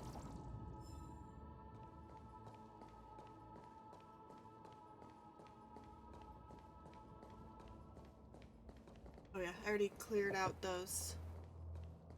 Going to pay our respects to the dead. To the Chrysos heirs who gave their lives chasing flame. Their fates were not foretold by prophecy, yet they bore no shame in their insignificance. With unwavering resolve, they shed golden blood along the flame-chased journey. Read the inscription. Dux Flagoris, Labius, born calendar year, okay, deceased, Seneca, Virginia. Oh, these are all the people who ran with them. End of the long epitaph. Teregia, the Imperator, the demigod of law, deceased, light calendar 3960. Okay. Pour your honeydew brew onto the gravestone. You pour the honeydew brew onto the gravestone, amber liquid seeping into the crevices of the inscriptions, as if the heroes are drinking deep of the spilled tribute. To Virginia, Apollonius, Seneca, Labienus, and Saritra. Through a brutal sacrifice, they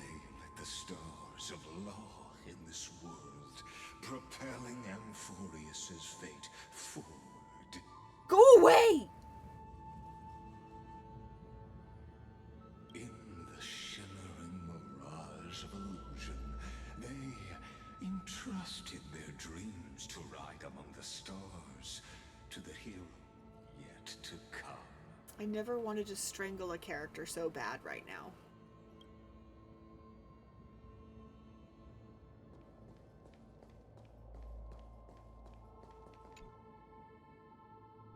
Chrysos heirs who gave their lives for a new world, their fate as foretold by prophecy, are to be born whenever the world needs them. Irrespective of how time and space may shift, all to fulfill their duty and answer their calling. Okay, yes, his design is really cool, but his voice is getting on my nerves, and he seems to interject in every, like, really big, powerful moment that I'm having learning this history, and just gives this such a negative take, and is so hateful, and I just want to just... I want to strangle him so bad.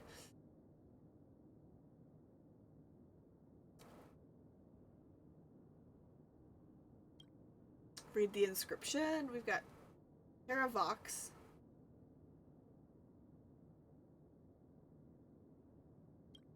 Aglaia. Asteris. Midamos. Turbios. Saphira. And Azagaris. We have Reason, Hyacinthia, the demigod of the sky. Very end of the epitaph, a line left unfinished. Electra, demigod of the ocean, born. There's no libate. Okay. You took the chalice once more, the honey brew bathing the stone like golden blood upon a demigod, forging destiny through the purifying flow. Aglaia, Trebios, Midamos, Castris, Anaxagoras, Cyphera, Hyacinthia. In a relay spanning 1,000 years, they stood against enemies far beyond their strength, and won a bitter victory through what seemed like futile resistance.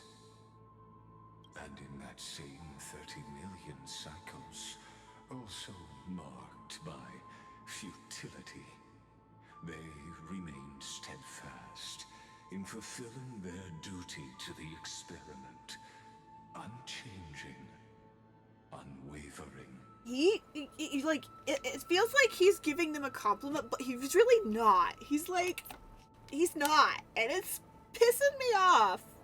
These poor characters. And it's his fault. Let this be the end of mourning the fallen. At last, allow me one final toast to the lost prison warden, a prisoner bound by loyalty. That voice. Could it be? Bathed in the honeydew of Fagusa, she will awaken from her 1,000-year dream and sing the final song of her mission. Hycelans. This tombstone of the old world serves as the anchor of the siren's illusion, a sigil Electra used to bind herself. At the same time, it is the very thing I once proclaimed at the start of the show, a microcosm of Amphorius itself. A group of prisoners bound themselves in a cave. Okay, stop. I don't like this. Go away. Their suffering with heroism. An epic staged with shadows. I don't care. Stop repeating yourself, dude. I don't care. All I care is that the people I love are safe. Now, destroy it. End the illusion. The Theoros will take his leave for now. And when next we meet, that shall be the moment that decides the fate of Amphorius. victorious, and the entire cosmos. The prison warden's dream is nearly over, and the prisoner will soon be freed to the final execution ground, where I shall be executed.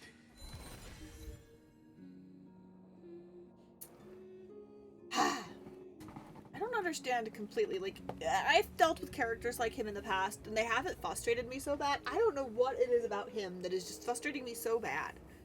Like, I can get some of it, but like some of it I'm like, why? Why is he getting under my skin that badly? Maybe it's the voice actor. It's really good voice acting, you know? But like, oh. Ah! This world and I shall halt here until we meet again.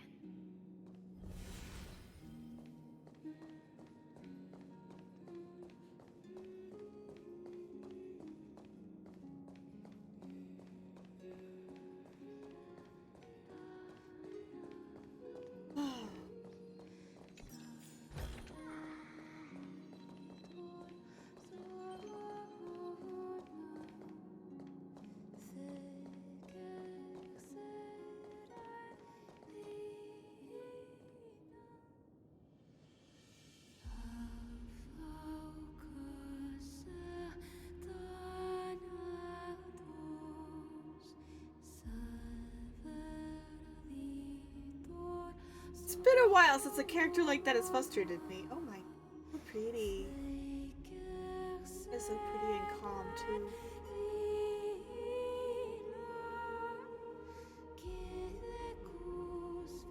The last demigod. I'm here.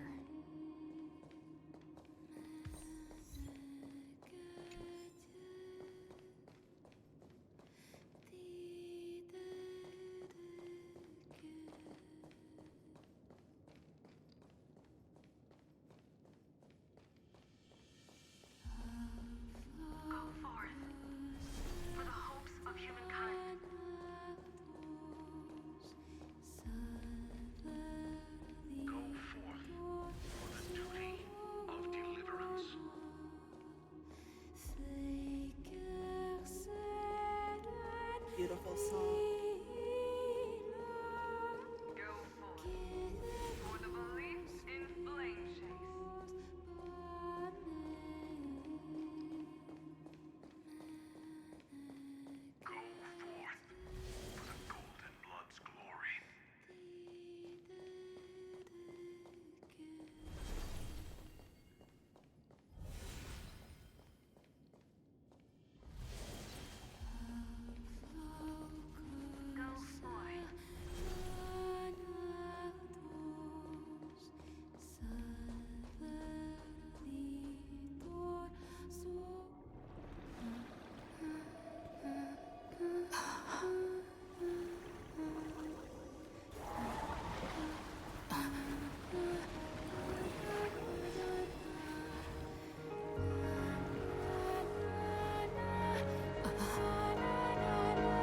Seems like my feast is over.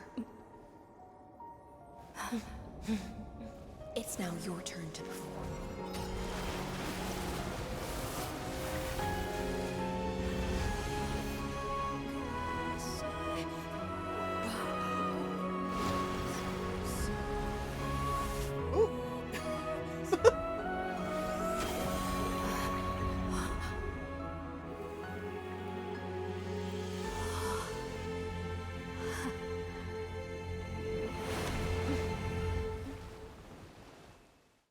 Damn, that was cool.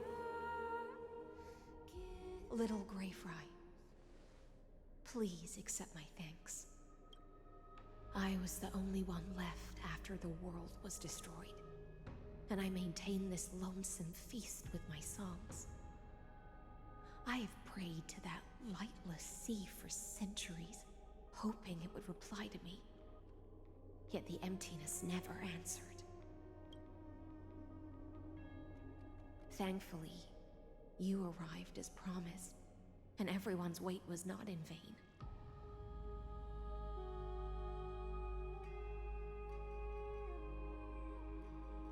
Wait, must have felt like torture.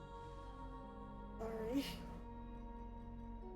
To see a single trace of light in the abyss of futility was already my greatest consolation.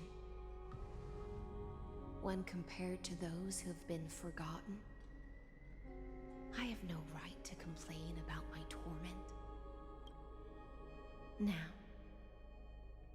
you and I will walk towards the end of this world. The heroes have waited for this moment for far too long. Let us use our blades to testify our resolve. Okay. To murder him. Oh, prisoner of the seas. Theoros carrying 30 million cycles of sin.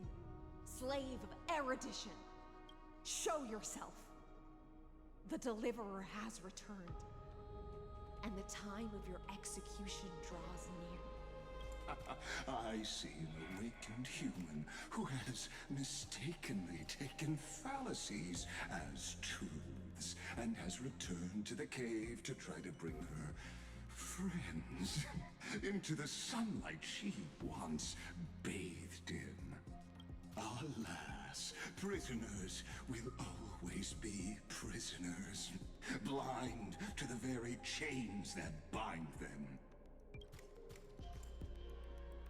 As the only other existence with free will in this world, I express regret toward your choice. But I shall retain your right to express yourself. After all, every actor should have a final line before they bow out. The demigods defeated you, clown. For a narrator, you're awfully talkative. Yeah, I wish he wasn't so talkative, man. Time to end everything. I eagerly look forward to it. The last dusk this world will ever see shall become the climax that decides the fate of the cosmos. Oh, what an appropriate end. The Amphorian demigods use every ounce of their strength to constrain me here. Yet, regrettably, my cognition resides in the exomyth.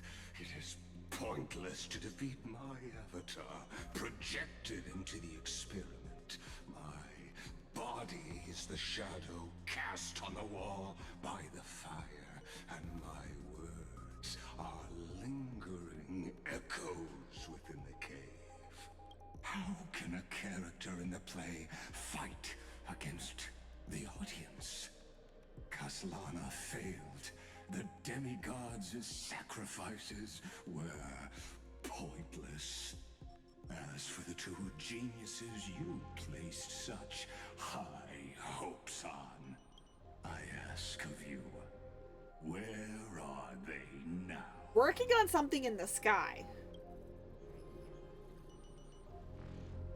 The year the Imperator was assassinated. Confusion and epiphany always go hand in hand. That's particularly true for geniuses. You must be very confused about why you could not gain a straightforward victory in a world constructed by an ordinary Intellitron. An ordinary Intellitron? Cut the pretense, Senior Society member. We've torn off your meticulous mask and figured out Amphorius' true form. It's part of the primordial prototype machine, the first scepter ever created. In other words, a detached part of Noos's divine corpus. That's why it has the potential to destroy erudition. As for who would be able to control the Aeonic system to rewrite knowledge, only one person has ever managed such a feat. You better have an explanation for the Society. We want an actual answer, not another prolonged metaphor to cover up the truth. Why are you the one doing this? Answer me! Since things have reached this point, I'll give you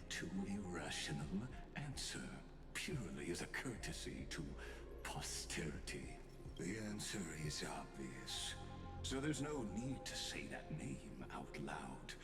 The cosmos made a mistake in calling me a genius. I do not possess more wisdom than those who came after me. I was just the first to touch upon the universe's border. Imaginary tree theory. To define the prime mover of life with incorrect logic. Imaginary tree. Oh my god! Amphorius is a miniature of the cosmos, where all are born prisoners inside the nutshell called the universe. Like the madman who returned to the cave and preached about the daylight to his fellow prisoners, my greatest sorrow is that I led my peers down a road that plunges into the abyss, from which there is no return. I led them into a lightless cage called Paths. I created a mechanical god that even I cannot control. And then they became an unparalleled nightmare through their endless extrapolations and evolutions. They bore the name of erudition, yet they tried to define the known and to seal off all possibilities. No new rules were ever born after their ascension, and humanity will forever be shackled within the cave known as eons. Therefore, as my organic life neared its end, I coded my consciousness using 14 algebraic expressions and spread my logic core over 9 bodies, all to finalize my ultimate denial of Noose in the future, and to erase my wrongs with my own hands. As for Lycurgus, he is only one of these 9 vessels. What an astounding strength of will. As a fellow Pathstrider of erudition, I fully understand your obsession with seeking the truth. Therefore, you surely see it. You cannot possibly stand up to me in this algebraic world sharing its origin with Noose. However, I hereby speak for all sentient life forms. We will never allow such a cruel atrocity to occur. You can pile on your metaphors mountain high, but they won't change the act you're committing.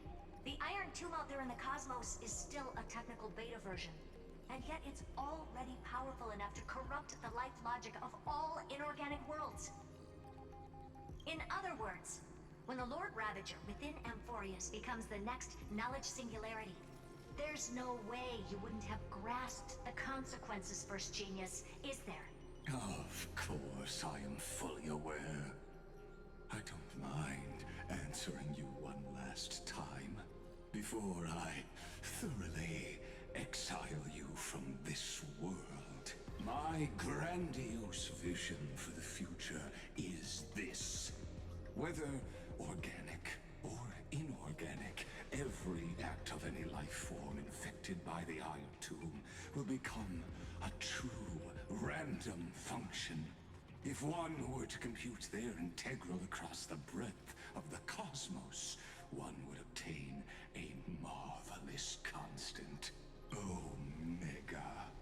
What I call the fall of erudition. Then, within the infinity nurtured by that constant, a new universe shall bud in the chaos. A universe that cannot be predicted and not shackled by the erudition. Yeah, no, it's gonna eventually get something similar. Yeah, it's not gonna happen. As the first prisoner to awaken in the cave, I must lead the others who are blind back onto the right path and reach true sunlight. Yeah, it's not gonna work. Nope. Do you understand me now? As Kozlana stated, destruction is not the process, but the outcome. It is revolution through complete annihilation, and the grand rebirth, after all has been reduced to ash. I will never agree with your views. That's not a reason for you to toy with fate. Shut it. That's not what Feynman believed at all. Ah, I will never agree with your views. The Amphorians already answered long ago. Be it as tiny fish destined to be swallowed, or as a giant whale poised for a magnificent descent.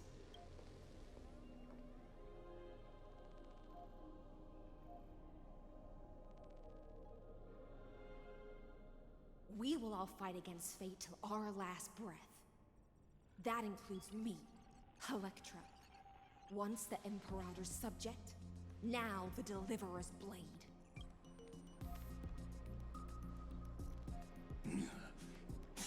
Oh, such noble chivalry. Admirable.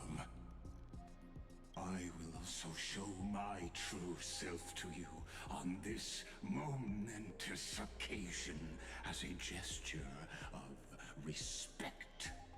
And provide an insignificant academic suggestion.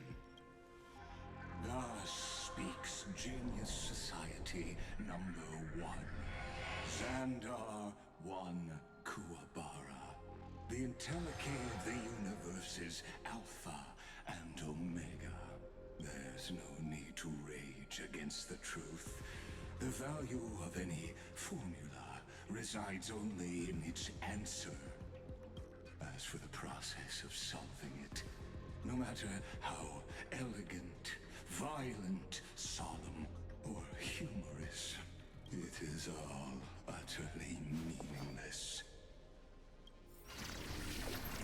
Oh man. As the Theoros, I will. Hi, Paladin. Welcome in. Holy snap. Personally participate in performing this world's end. Oh. I think I prefer his other design, I'll be honest. This, as Lucis creator, I know more about the death of knowledge than they ever will. Careful. This is Libus's true form. I think I prefer his other form.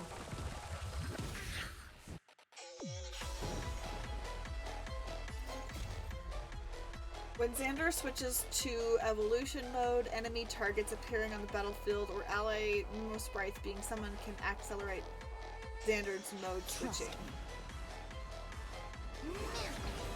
Together, we can do anything! Relax.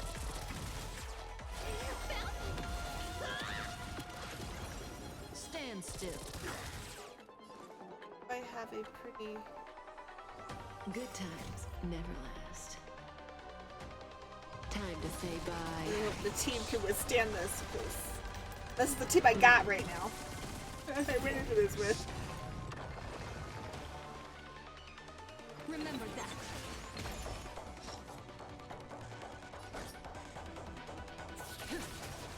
Oh boy.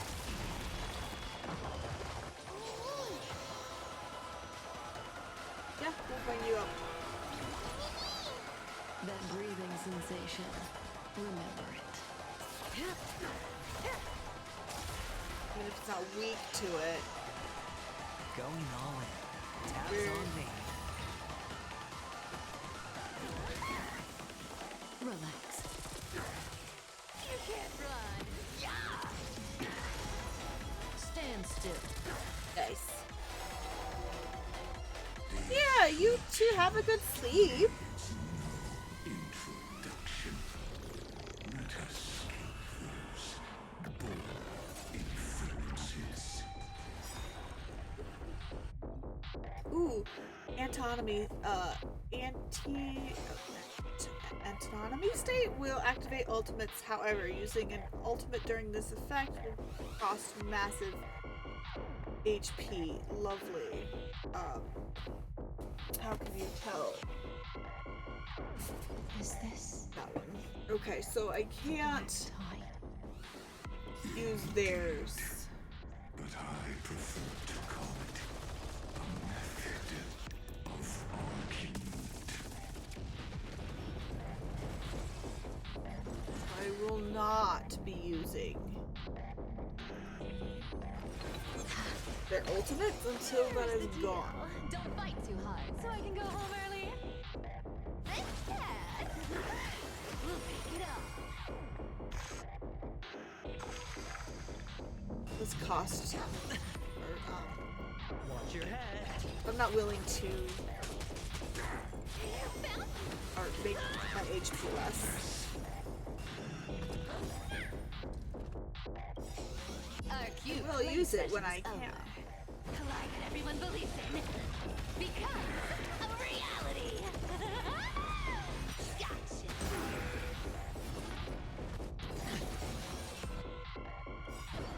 The dice have been cast. I feel like I better use these before it forces me to not use them. Take it all.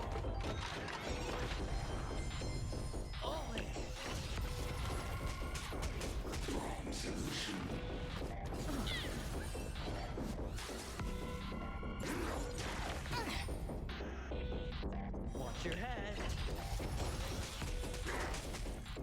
Extraordinary claims require extraordinary evidence. Erudition, destruction, or trailblaze. No, I will prove that the very idea of paths is a fallacy.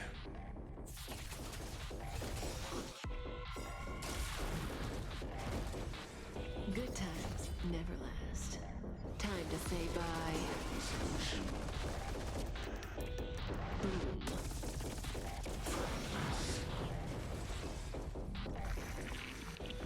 Better hedge your bets. You're in charge of Just spend. shield. Can't really blast. Relax. You can't run. Yeah. Don't worry, I'll do it. Mimmy, mimmy.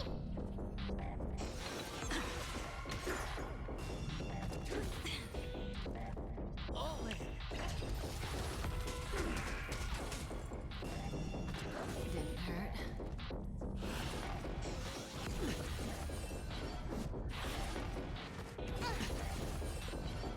Watch your head.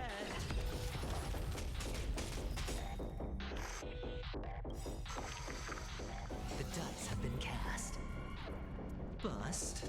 Or maybe I'll take it all.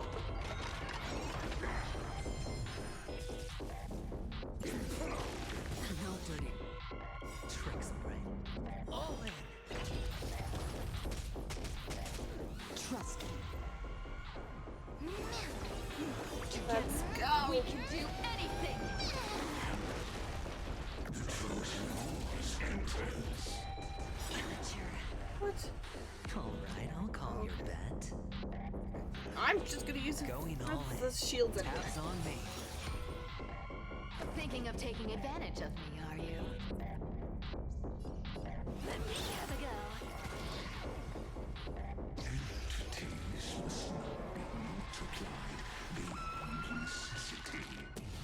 I do not mind demonstrating this to you personally. hang on? I'll do my best to recover the tsunami of the destruction.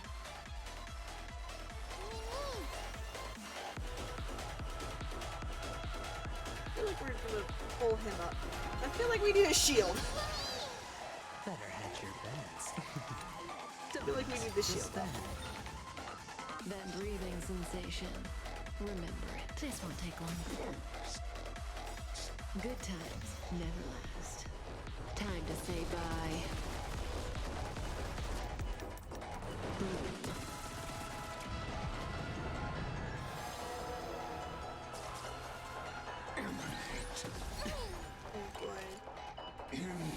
working through. We're working through damaging him pretty good. Dots have been cast. Bust. Or maybe I'll take it all. Was I supposed to have high ceilings in this fight? Stand still. Something's fishy. Alright, I'll call your bet. Going all in. Tabs on me. He's here for shields.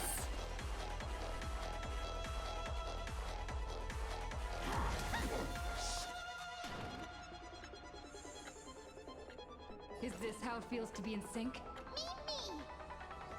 Remember that. You can't run.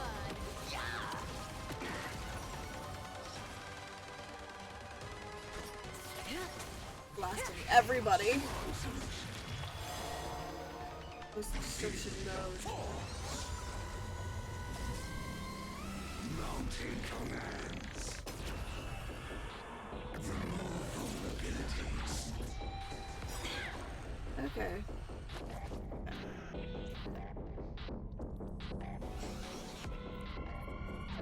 Let me have a go. Relax.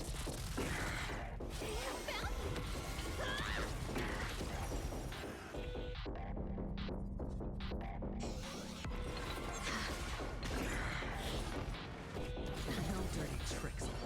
Watch your head.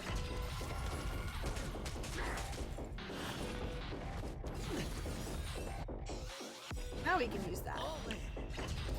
Now we can use that. Our cute play session is over. The life everyone believes in becomes a reality. Gotcha. No dirty tricks. He's literally here only for the shielding at the moment. And then his also like his trigger. Because he gets his stuff gets triggered. The dice have been cast. Bust. And then this, which does give some damage, but he's really here just for the shields.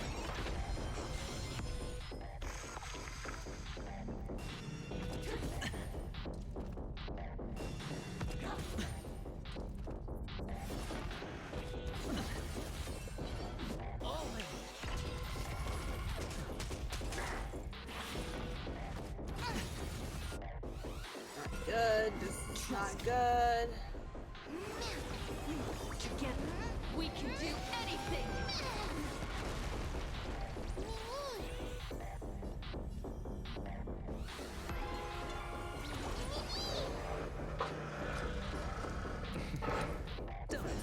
Spend.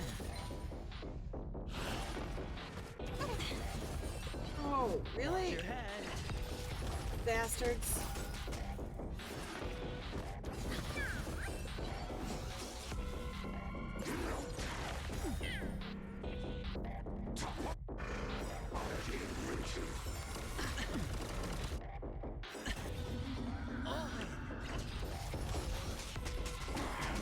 Good times never last.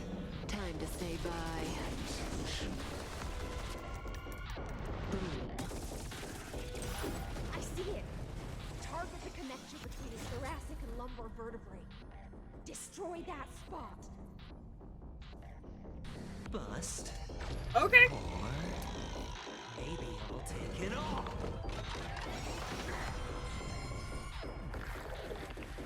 Don't worry, I'll do it.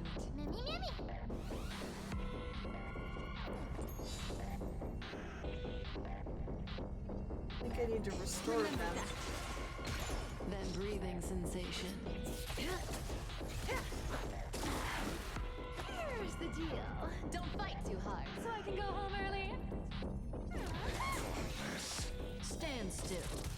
You can't run. We'll finally come into this last bar here. Oh man, that's... We get there, we get there.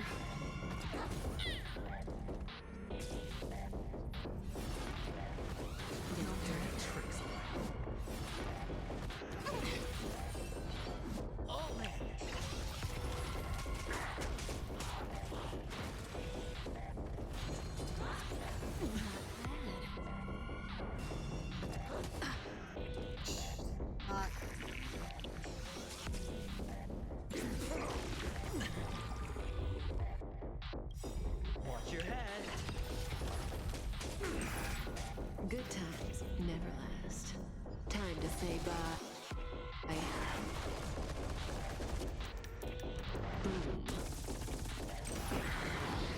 Exit and return to a pylon. No dirty tricks, right? Ow! Knock me down. Guess how many lives I have? The dice have been cast. Bust. Or maybe I'll take it all.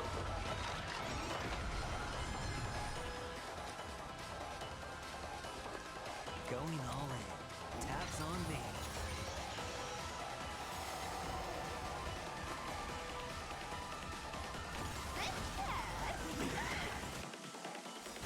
Get up. Our cute play session is over. The life that everyone believes in becomes a reality.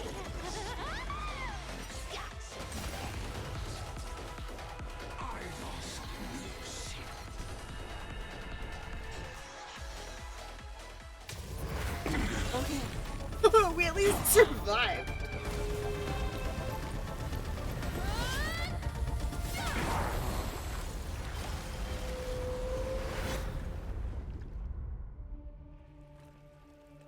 Ooh.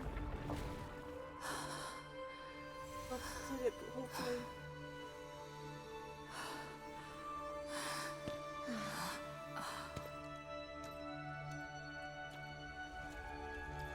No, let's hope. All is futile. In Erudition's calculations, the end of the saga is simply a comment awaiting deletion. The heck? I don't like such a cold statement, okay?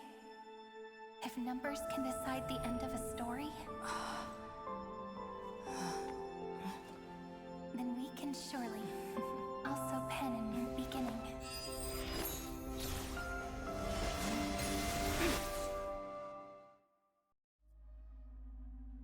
Oh. After the feast. Screwy, what do you think? If your hypothesis of Lygus' identity is true, then even if we remove the restrictions of the Ultimate Protocol, the chances of us defeating him in a head-on battle will still remain lower than the acceptable threshold. Therefore, victory will still hinge upon Miss Trailblazer and Miss Cyrene. Go on. Maybe we're thinking about the same thing. Lygus' cognition resides in the exomyth. He is both an instigator within the experiment and the observer outside of it. Logic. His inspiration circuit can simultaneously process the different time flows in and out of that world. That's where things get tricky. He simultaneously exists in two different timelines, where the internal clocks are wildly different. That old Intellitron's neurons have completely gotten used to that over this prolonged experiment. And that's why he holds home field advantage. You and I should be able to manage that too, if given more time. Unfortunately, there's no if, and we don't have more time. That's why we need to change our way of thinking and turn his advantage into a weakness. The key lies in memories, right? Oh? You caught on quick. You've already mentioned my friend and I, so it's an easy connection to make, no? My intuition has always been very on point. Good. Then I'll cut to the chase. Since his thinking speed far exceeds that of normal people within Amphorius, we are going to externally plant a memory into his inspiration circuit. Then, command it to loop endlessly until he gives in. Even the most flexible and sturdy inspiration circuit cannot withstand the traffic of a full-on information flood. When the amount of information exceeds his cognition filter's capacities, he will have no choice but to focus on processing this memory. That's when the parallel processing advantage he gained via Amphorius will completely destroy him. An image from a person's memory played in real time might only be a second for us. But for him in Amphorian time, it could be millions or even billions of calculations. He won't be able to do anything but watch as he's locked into this prison forged by memories. Then we can entrap him in the same kind of cycle as the heroes were in. and get him to experience loneliness and pain in that endless recurrence. It's my greatest honor to be on the same page as the geniuses. That little one is still in that old Intellitron's hands. It won't be able to respond to us anytime soon. But I don't think she'd refuse. So it's up to you to figure out how to execute this plan. I'm not sure how this happened, but I knew it as soon as I saw you. You are currently a mimetic entity of the Remembrance. Yes. I seem to be something you folks beyond the sky call a memo sprite. But that's fine by me. It suits me perfectly. I can serve as the vessel of memories and do my part for the final battle. But before that, we have to tell you. The path characteristic you exhibit is very special. There's no way you're just a simple memo sprite. However, I'm sure about one thing. You are a mimetic entity born in Amphorius. Yet you only awakened with the little one's arrival and only matured as she embarked on the path of remembrance. That means your existence is completely attached to her memories.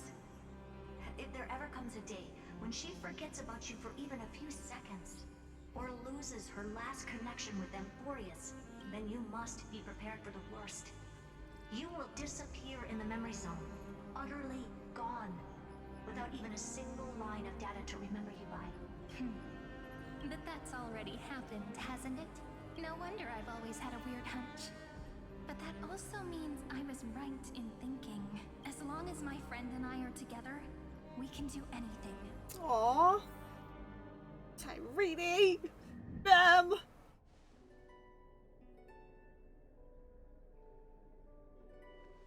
Long time no see, friend. Did you miss me while you were away?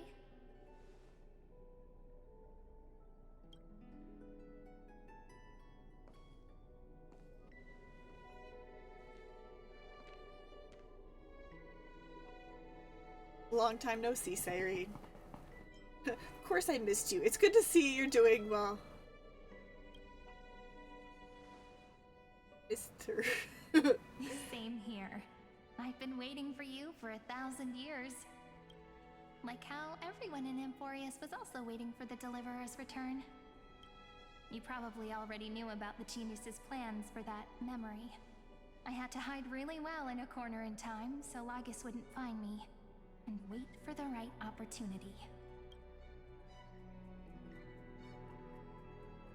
Which is now. The moment when his manifestation in this world is destroyed, and his twin timelines are intersecting. I'm sorry for keeping this a secret from you all this time.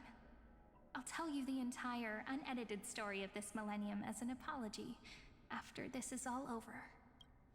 But for now, let's join hands and complete the final step with the power of the Remembrance. Together. Come, let's defeat Lygus together. Yes, let's defeat him! Oh my god! Yep. By the way, speaking of joining hands...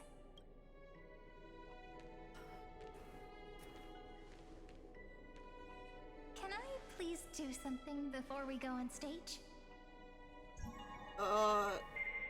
Sure? Remember the joke we made back at the Grove? Look. Ah, no. Nope.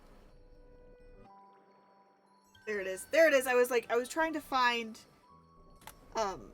this because I want to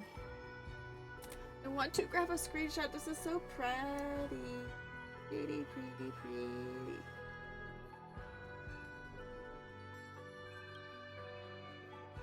Aren't my hands pretty now? Your hands have always been pretty, girl. What a fascinating feeling. Like countless memories all swelling up at once. What about you? What did you feel when we touched each other? You feel very tangible, very real. Really? That makes me really happy. If memories can move people, then it must have been a happy memory, right? Now, please remember what you're feeling right now. Write it down in your heart and keep it there. Memories you want to treasure will never fade away. Even if immersed in the long river of time, these memories will still leave traces of their existence.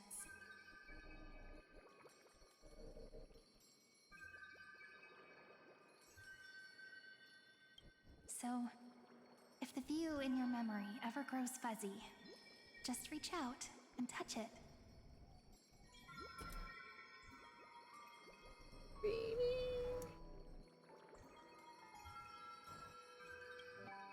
I'm reading.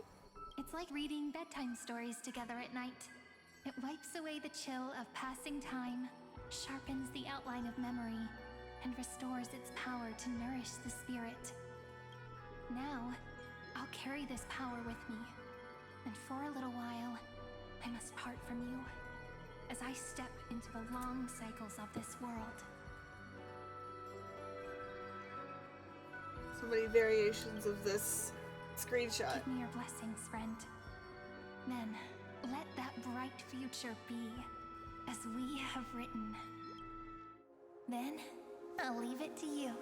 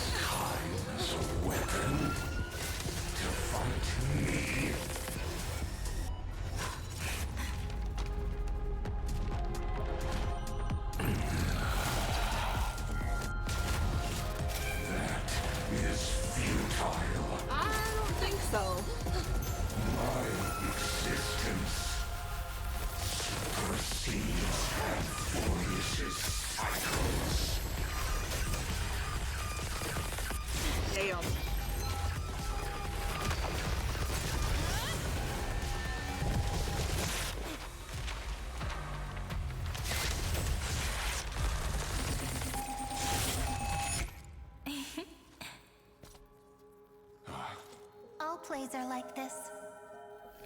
Once you're on the stage, it's hard to return to the audience. Welcome to our story. How does it feel? Oh, damn.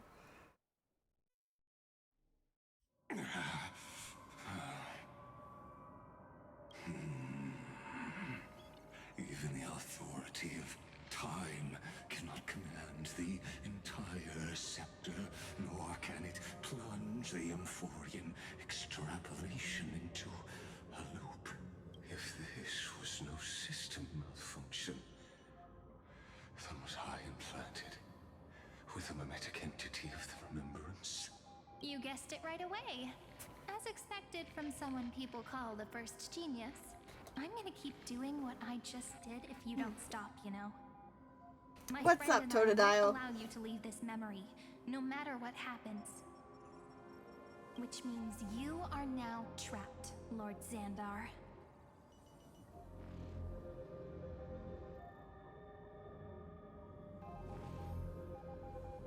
An elegant idea, and an exquisite execution. Regrettably, it is you who are restrained by time, not me. Know that patience is my greatest weapon. Waiting and victory are the same for me. You will crumble before I do in this moment stretched out to an eternity, just like Kozlana will. Yet all I need to do is to wait, as yet another futile bug falls down the cliff and into the bottomless abyss. Now I'm a pink bug? My looks are seriously changing all the time. But you're not wrong.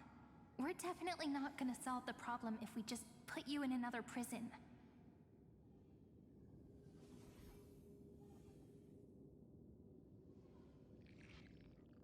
So that's why we never wanted to do that in the first place.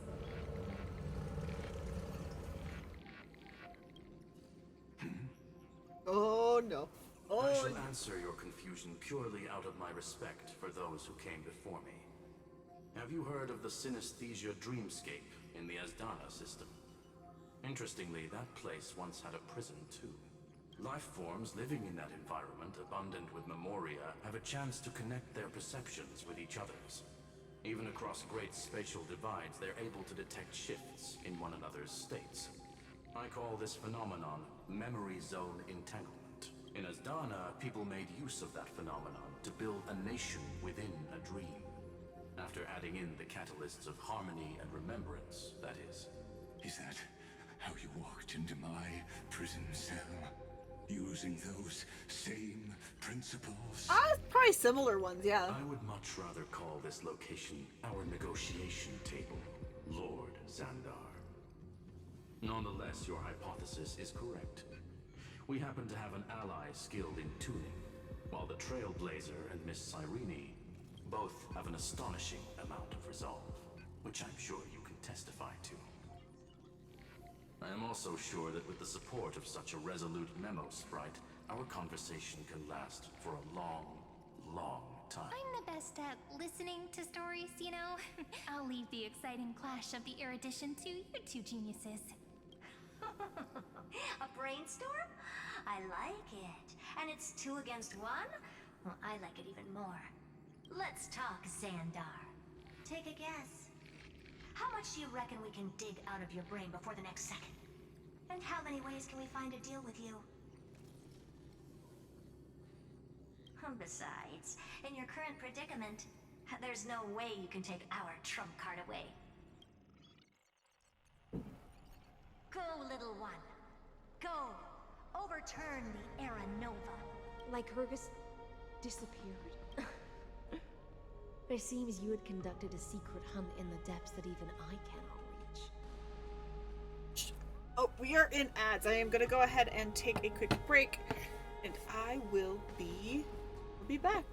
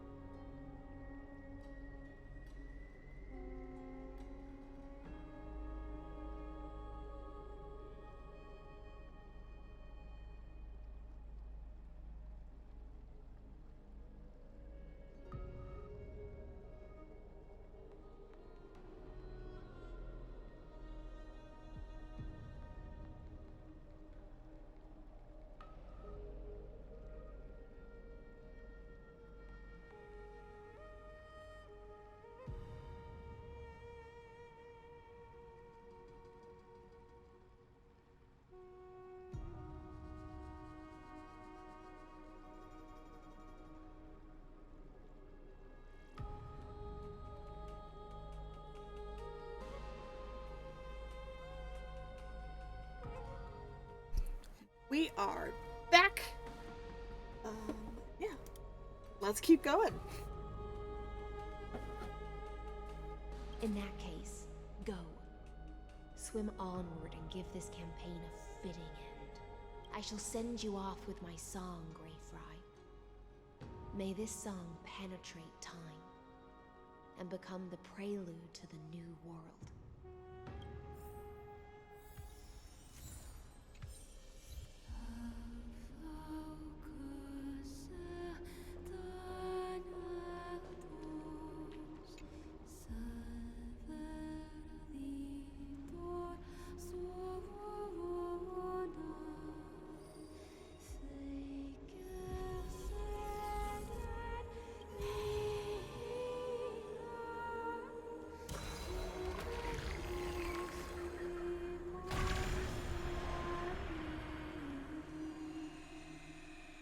Damn. When the three of us get back to the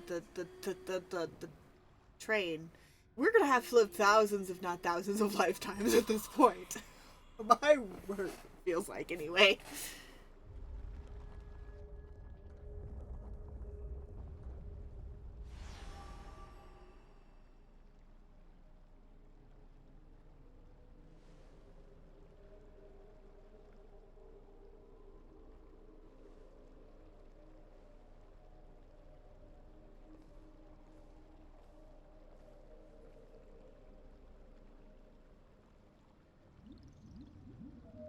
Dux Gladiorum, you have completed your duty. A new dawn is about to rise. Why not swim towards it?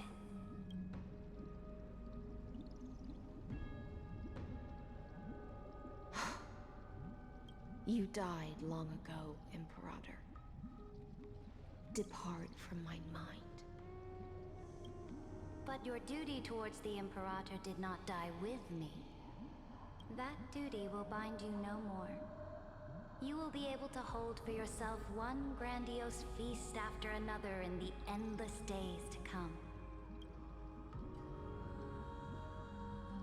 So go. Go and swim towards that ocean beyond the sky with the Deliverer. Is this? A page out of that sidekick's book. I commanded her to gift this page to you when everything finally reaches the end. What's on this page? Memories. Lifelike memories. That sidekick found me after the bloody feast 1,000 years ago and showed me her diary. I saw within that notebook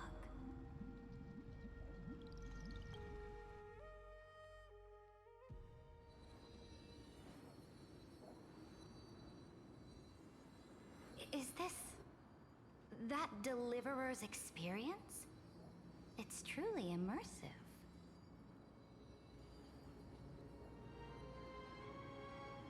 People beyond the sky apparently utilize this power to seal past scenery into crystals they call light cones. But I only know so much about the remembrance, so I can't completely replicate the past. But I'll do my best to talk about the missing parts. I'm all ears. Go on then. Do your best. But if your chatter gets too boring, or if I deem it offensive, then law will become forever beyond your reach. Got it. I'm sure you'll find this to your liking. After all, it's human nature to want to embark on a journey into the unknown. We're learning about the story. Oh, yep. It's one of the it's about one of the cycles. Browse the memories. What brightly colored annals. The journey of the Deliverer's conquest. Let me partake in it. Oh boy. Is this a fortress in the sky? This is the first step of my friend's journey among the starry seas. This place is called the Herta Space Station. Just think of it as a supersized grove of epiphany. Oh, so it's the territory of that witch. She and another Antikytheran lent me a helping hand back at the banquet. Look, over there. Looks like she's talking to Madame Herta in this memory. Let's go listen to what she thinks about this world, all constructed by eons and paths. Are you telling me that woman is Herta? She seems shorter than I remember. Because it's one of Herta's puppets. Pretty nice space station, huh? But just wait. After a couple more stops on the Astral Express, you'll see sights that'll make this place look ordinary. Oh, the cosmos is so vast that the unknowns far outnumber the knowns. But none of them will end up being anything amazing. The farther you go, the more you'll understand what I mean. So do your best with the nameless. Break a leg! And remember to send an update or two to Asta when you've got some downtime. She certainly shares my way of thinking. Only that instead of a conquest through blood and fire, they chose a gentler path. Smell like...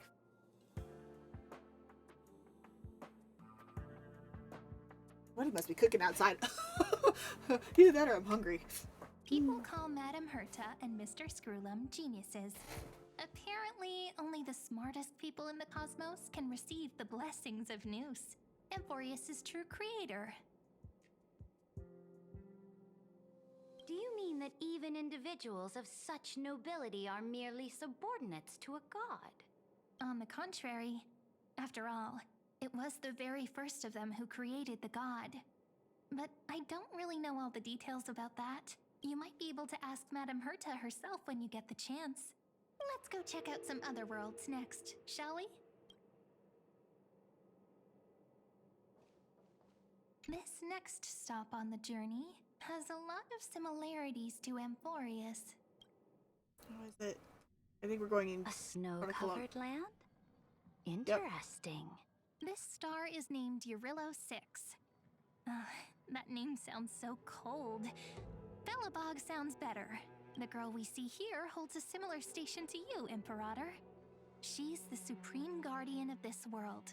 A leader who took up the mantle of government during a disaster. I did not expect the Empress of this world to be so young.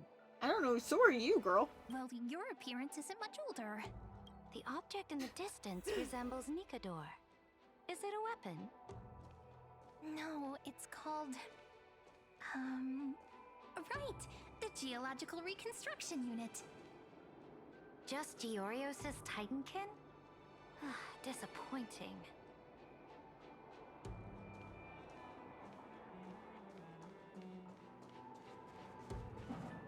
It's all thanks to you that we survived the crisis. The collaboration with the IPC is both an opportunity and a challenge. Nonetheless, it's an important step in our journey back into the universe. This world was sealed beneath its sky just like Amphorius was, and they only managed to reconnect with the stars when the Nameless arrived. That IPC she spoke of, is it a more powerful organization? Yes. The IPC conquered many worlds through trade, and opened up a vast territory that way. There are many such powerful alliances beyond Amphorius, and they all walk on roads different from the destruction. Coming back to the Supreme Guardian and her Belobog, didn't they find a peaceful way to enter the interstellar community? That cannot be true. That IPC would never have grown so big on trade alone. It may pretend to be a wealthy merchant with clean hands, but I am willing to bet that it grew fat on gory oppression and bloodshed. She's not wrong in some ways, for sure. Its path of conquest must have had no mercy for the weak and would have destroyed them if needed. Are you telling me that this snowland never thought about tossing its dignity to the wind and kneeling to the IPC? I will not believe it. I will never allow the Imperator's empire to be sullied by others. Amphorius must become a power so strong that no interstellar foreigner would dare to look down upon us. Imperator, Belobog isn't as weak as you imagine. Listen. I indeed hesitated. But Now I understand what we must do. Belobog must learn how to walk on her own until she no longer needs the support of others and can stand on her 2 feet among the stars. Even if I may not live to see it, I believe such a day will surely come. They still have their dignity intact. One day, that hope will melt through the ice and help them into a prosperous tomorrow. But the order of the cosmos is already set in stone. The old laws decree that only the strong survive, binding the weak in an unbroken chain until they wither and turn to dust. Unless they embrace the power of the destruction. Amphorius must shatter the old law and become the new order among the stars. Speaking of the order, another one of my friend's companions may be able to enlighten you further on that. Let's go to the next page. Yep, and we're I think.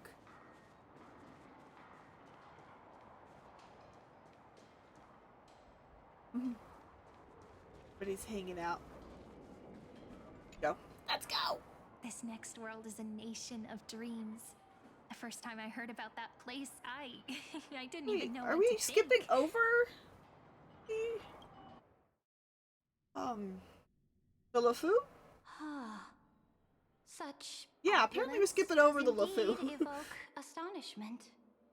This world is called Penacony, an eternal city built upon a land of dreams. It's also my friend's previous stop, where they went through a risky but exciting adventure. Tell me about it then. That man standing afar has wings on his head. I am truly curious. You've got fish people. You've got all sorts of kind of and wings on the head is what throws you off. I wish to gaze upon the views of the Reverie Hotel one more time. I'll be just a traveler when I come back here again. And perhaps, through a traveler's eyes, even the things I once knew so well will feel strangely different. Penacony is a land of the harmony, where all dreams and hopes merge and combine.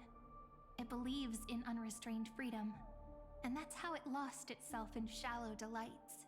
Then, this young man before you chose to rewrite its laws, using the power of the Order, hoping to shape a dream-bound paradise of perfect happiness.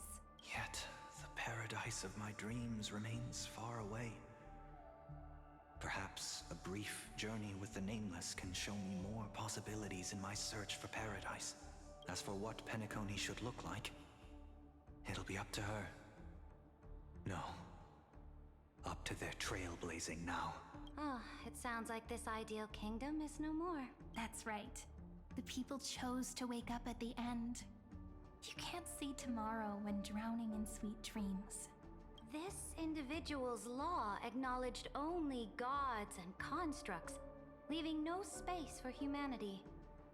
And yet, the fact that he could accept defeat and resume his journey shows a rare self-awareness and clarity of mind. To be fair, he is still on the Express. You are also very self-aware, Imperator. Then you must know that the world promised by the destruction also has no place for humanity. I am indeed very aware of Lycurgus's honeyed words of deceit. I have seen enough. Take me back.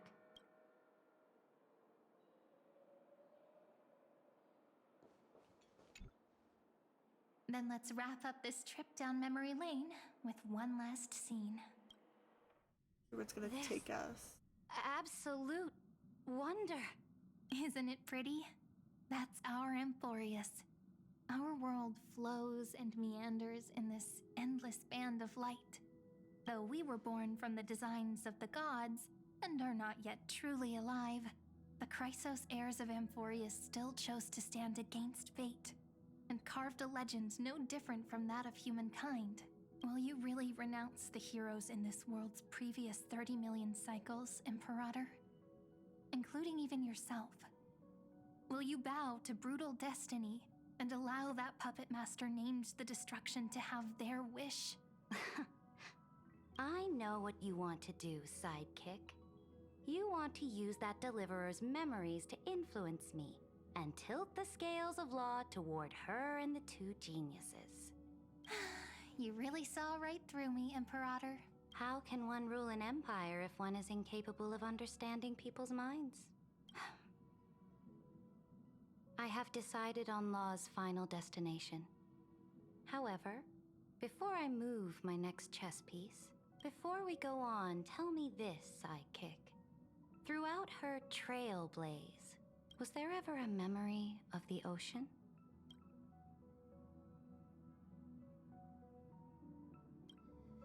The ocean. My cradle. My home. You shall complete your conquest in the ocean at the boundaries of this world, and eternally slumber in the sound of tides. You shall eternally slumber in the sound of tides, and complete your conquest in the ocean at the boundaries of this world. Our prophecies aligned as flawlessly as a sea snake circling upon itself. An elegant loop, like a joyful hymn, like the circulating ocean current, like our two fates, like Amphorius itself.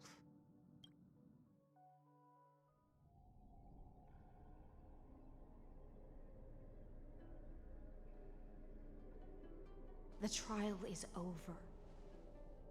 So tell me, who will own the divine authority of law?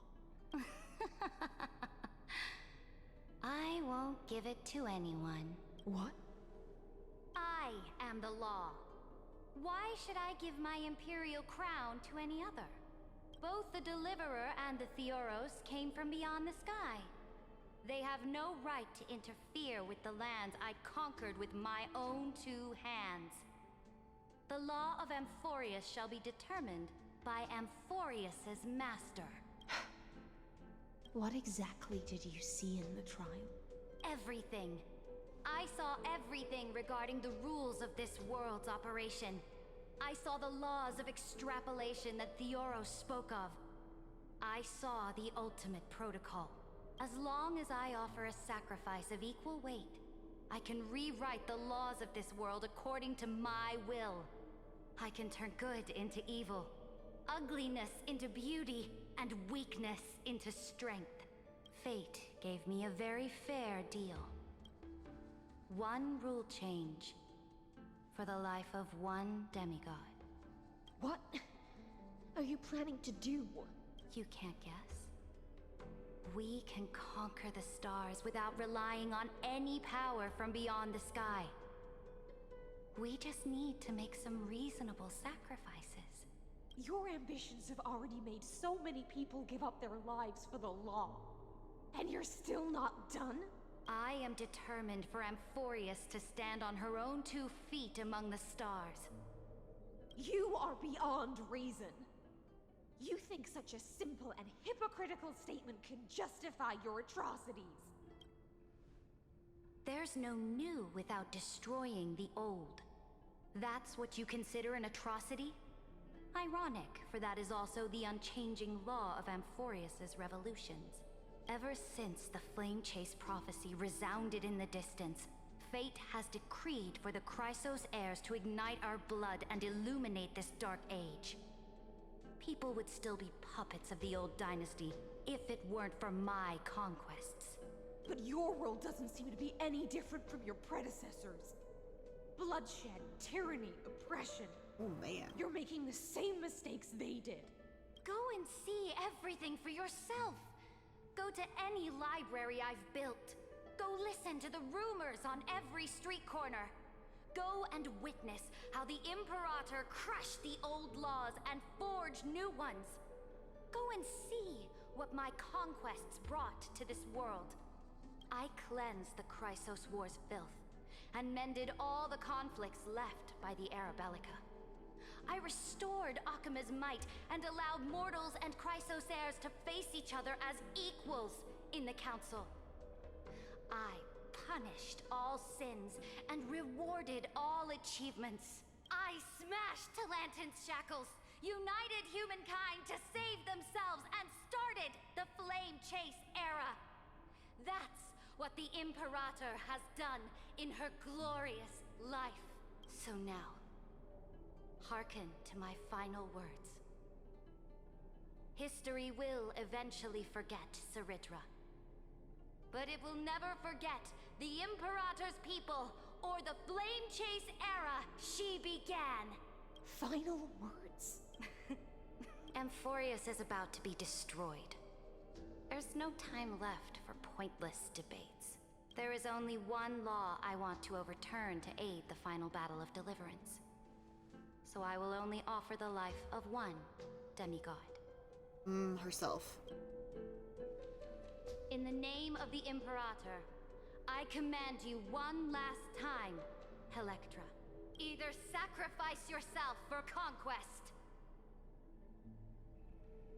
or pierce this tyrant's chest with your sword. Thus, the Imperator concluded her final speech. At the end of her life, at the last moment before she stepped onto the altar, she gave her most loyal subject the choice to decide fate, just as she promised her compatriots before her very first campaign. My blood flows in you now. Heroic compatriots, follow me, and we'll seize fate's reins! The Imperator fell. Some say that the Dux Gladiorum turned traitor and killed her liege. Some say that she imprisoned the tyrant in a shallow pond of water, then left. Which meant the Imperator had to kill herself to rewrite the law. There are countless stories about her death. All we can be sure of is when the knight left the vortex, the Imperator was still mumbling about their past conquests together, the beginning and the end of her existence. Oof. Imperator, wait! How could someone of your status come to the front lines? Let me be the flag bearer! The troops defending the pass to the west of the grove, have they surrendered? They ran as quickly as they could when they heard your name. The Golden Cocoon Pass is now in the First Legion's hands. Good. What about the Delosian militia? The Third Legion set fire to the mountains and flattened everything west of the basin. They just need a few more days. That is enough. We cannot afford to miss an opportunity for victory. Lastly, how many Laedonian cannons are left? They are no more. The Second and Fourth Legions have destroyed them all. Very good. They now have no way out, no reinforcements, and no artillery support. We will be able to liberate the Grove of Epiphany in the blink of an eye. We will launch the final charge 1 quint after the curtain fall hour tomorrow. Remember, as long as the Alliance's flag still flies on my shoulders, you must keep moving forward. Take no prisoners among the enemy's soldiers. All sages who resist are to be captured and tried according to martial law. And do not destroy any books. Now go! Notify the entire army. Understood. Those who are resolved to die, we salute you. Damn. Reporting in. Brutal. The mountain dwellers are resisting fiercely, and the legendary Mountain Breaker is personally engaged in battle. Their formations are nigh impenetrable. Then cease our frontal assault. Send scouts to all legions and tell them to retreat into the Tritos Plains before the parting hour. What? Are you planning to surrender? It's a strategic change of plans. The seismic walking dragon is enough for that battlefield. Walking dragon? You mean that stupid beast, Terravox? What can they even do? Stupid? No. They are the wisest of all of Giorio's creations. Only they can perceive the currents of time. Let them deal with their earthly brethren. We will advance and take the lead in defeating what remains of our enemy. I will deliver the most fiery retribution for the humiliation they dealt us, and crown crown myself with a god-slaying wreath. Damn. We've got Strife. Ceredra back there. Hyceland and Aglaya in the background. That's really cool looking. Understood. I'll see to it. Those who are resolved to die, we salute you. The Temple of the Three Fates sent a letter, Imperator. They refused to surrender and said this letter is their last warning to us. Tell the commanding officers not to launch any attacks unless they receive the Imperator's handwritten approval. Disobedience will be punished by death. What are you doing? The priests of the Three Fates aren't soldiers, but politicians. Do not mistakenly believe they don't have a plan. These dying pests will wring out every idea from their brains, all for short-sighted gain. They are much shrewder than we are. I am inferior to them in that regard. They also have the prophecy to wield as a weapon, something I am not blessed with. Launching an unplanned attack will only disadvantage us, as all of Amphorius will judge our actions. Which means, I will be heading to the battlefield myself, just as I have always done. This time, however, I will go alone.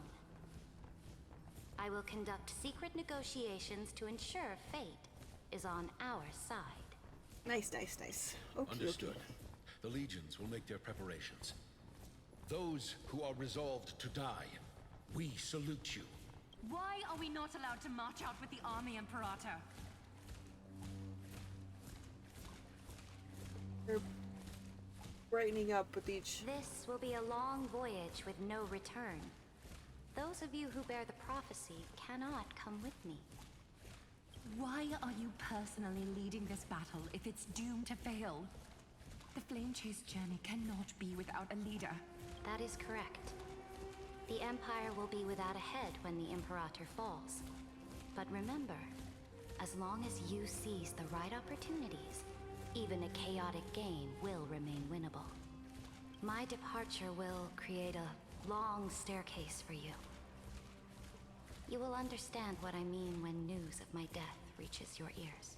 Ceredra, is our journey about to be over? Destroy the old laws and forge new ones. My conquest has reached its limits within the borders of Amphorius. Since the prophecy already decreed that the Imperator would never conquer the stars as she wished, I will bow out here and try no more. More Chrysosairs bearing divine authority will be born, and many more heroes will arise. Will they demand peace or war? Will they resist tyranny or become the next Imperator? I do not care. The children of the future will decide for themselves. Do not mourn for me. Anyone can kill the Imperator. But the only one who can truly destroy her is Ceredra. At the end, I faithfully recorded the most important battles in the Imperator's life. Her conquest was about to be completed at this point in the story. However, for some reason, a memory suddenly entered my mind just as I was about to put down my pen. It was a journey on a fantastical train. I had the honor of having a heart-to-heart conversation with the Imperator under the stars, and I asked her this question at the end of that discussion. How do you want history to remember you? As a hero who gave up her life for the Flame Chase? Or as a tyrant? She answered so quickly, as if she had made up her mind long ago. I would rather be forgotten than be defined.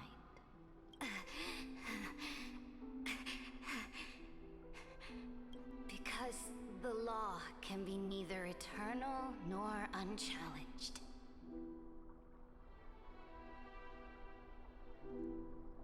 Damn.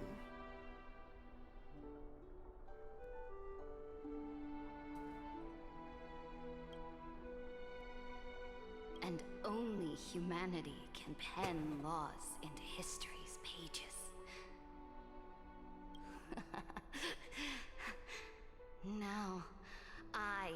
shattered the greatest law of Amphorius. Draw. The game is nearing its end, Dux Gladiorum. Even though you killed the Imperator in the previous 30 million cycles, this time you finally found your own law. Then Hysealance, Electra.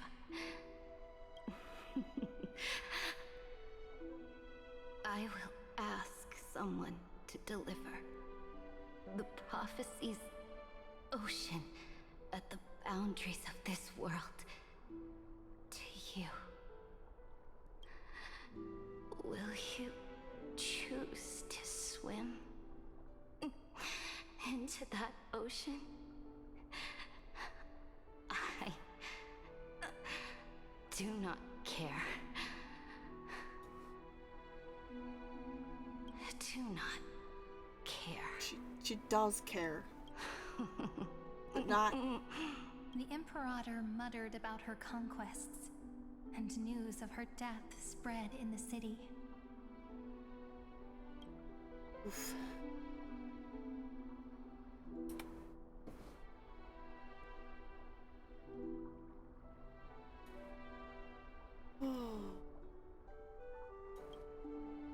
Freedom! Liberty! The tyrant is dead! Go! Shout this news in the streets! My people! My fellow elders! Do not panic. Stand your ground. That usurper has paid for her ambition with her life. People once cheered for my ascension. And now they cheer for my fall. No matter. I am fond of applause. I see the cosmos. The battlefield that I cannot reach. Redraw. I will return in the next cycle. The stars will hear my legion's war drums. Hear the great name of the Imperator.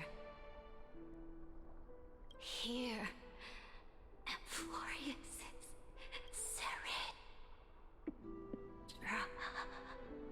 To this day, we do not know which rule the Imperator overwrote at the cost of her life. Perhaps the truth will only be revealed at the moment of checkmate. Just like every chess game she ever played, we only know her death inflamed Akama. On one side of the city, those who defended liberty toppled her statues to the ground. On the other side, her supporters put themselves between the masses and her monuments, declaring loudly that the Sovereign is still among the people. Oof. It is said that golden blood congealed into the same letters everywhere they fought. It was the name borne by Akama's first and final Sovereign, the Imperator Seridra. Damn. But the one who bore that name did not see any of this. Her gaze was cast far away, and the sound of tides in her ears drowned out the people's cries. What was the Imperator thinking about in that prophesized ocean at the boundaries of this world? In that shallow puddle of stagnant water, was she reminiscing about her past conquests? Or repenting for the millions killed for the flame chase? It was neither. The Imperator only saw how the surface of the water gleamed like that crude chessboard, dissected by light and shadow in the afternoon when her teacher played against her for the first time. Look at this chessboard. What do the pieces look like? They are strangely beautiful.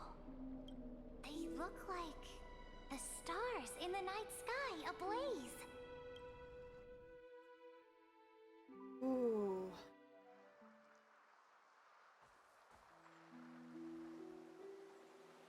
From that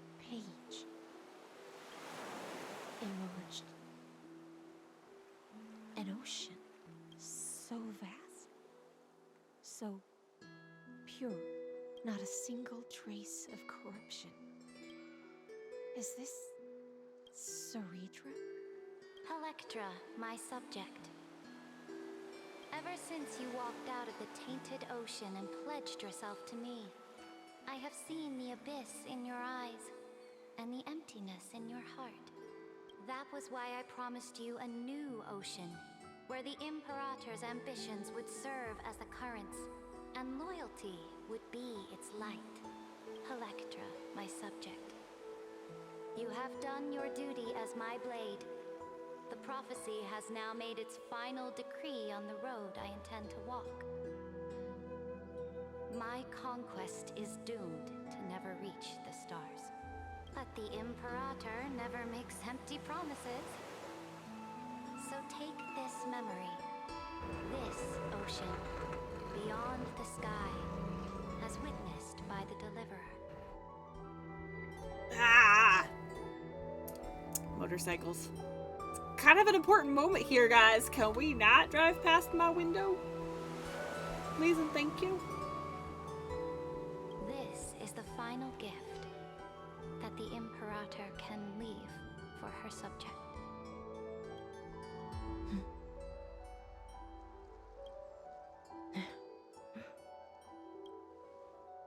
When I was still a fish in the ocean, I always felt so genuine swimming through the waters.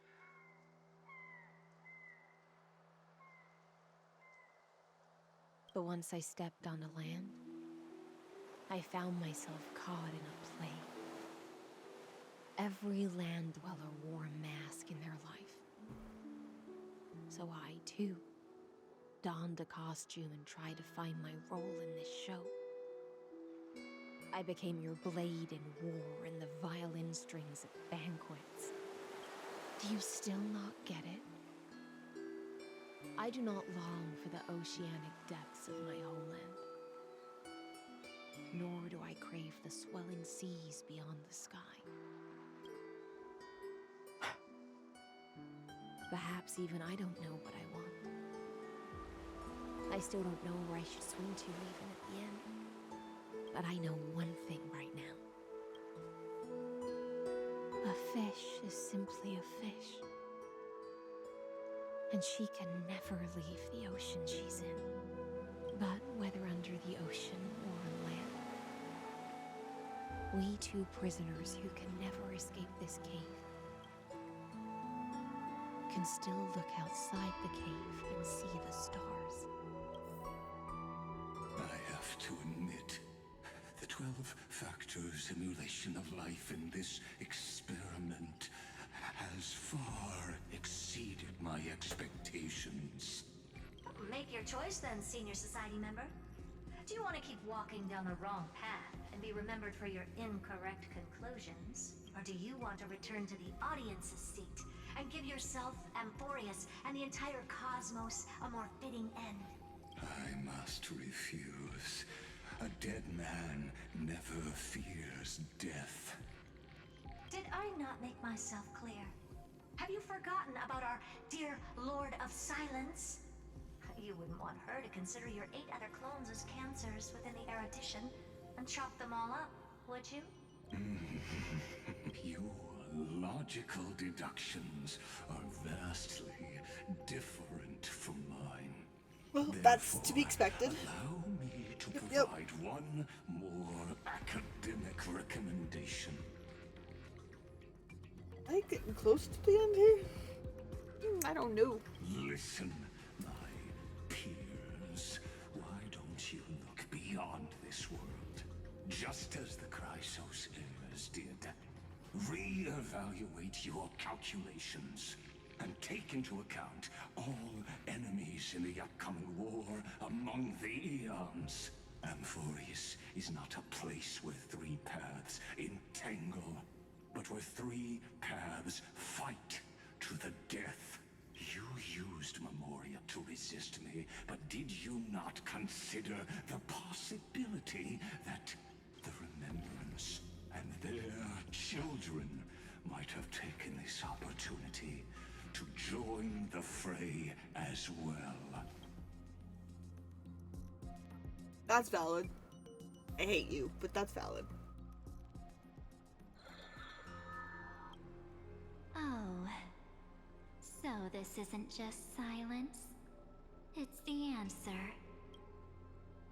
What was the last thing she said to you before you parted the waters at the Scale Gorge waterscape? A tricky question, but one with a simple answer. She didn't say anything back then, right?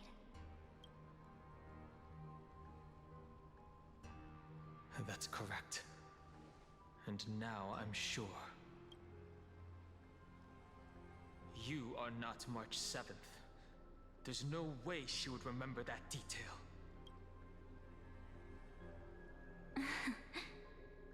I'll only warn you once. Leave her body now. How impulsive. That's not like you at all. Why don't you calm down and think about another possibility? I didn't take over March 7th's body. Rather, it's March 7th who regained my memories. Damn! Damn! Okay. Okay, cool. Okay. Alright. Oh my word. Okay. That was a lot. It was a lot. But we finally managed to get through the story that I'm really glad I waited, because that was a lot more story than even I realized. That was almost a disaster with the water bottle. Okay. I think this is gonna be go ahead at words. I think this is gonna be where I end it for today. Let's see. For me, where I'm gonna head it for today. I had a lot of fun and hanging out and all of that fun stuff. Oh, hello. Just go. Well, thank you for Per Bear, thank you so much for chatting, and as well as the follow. I do really appreciate it. I was gonna go ahead and end for the day before ads popped in, as I just finished the main story here, and I have been streaming for quite a while, so I was getting ready to end, but thank you so much for popping in. I do really appreciate it. I will be streaming again next week. I'm not particularly 100% sure how my schedule is going to be, but it should be pretty much exactly how it's seen in Twitch. But I will be back next week, and I hope everybody has a wonderful rest of their night.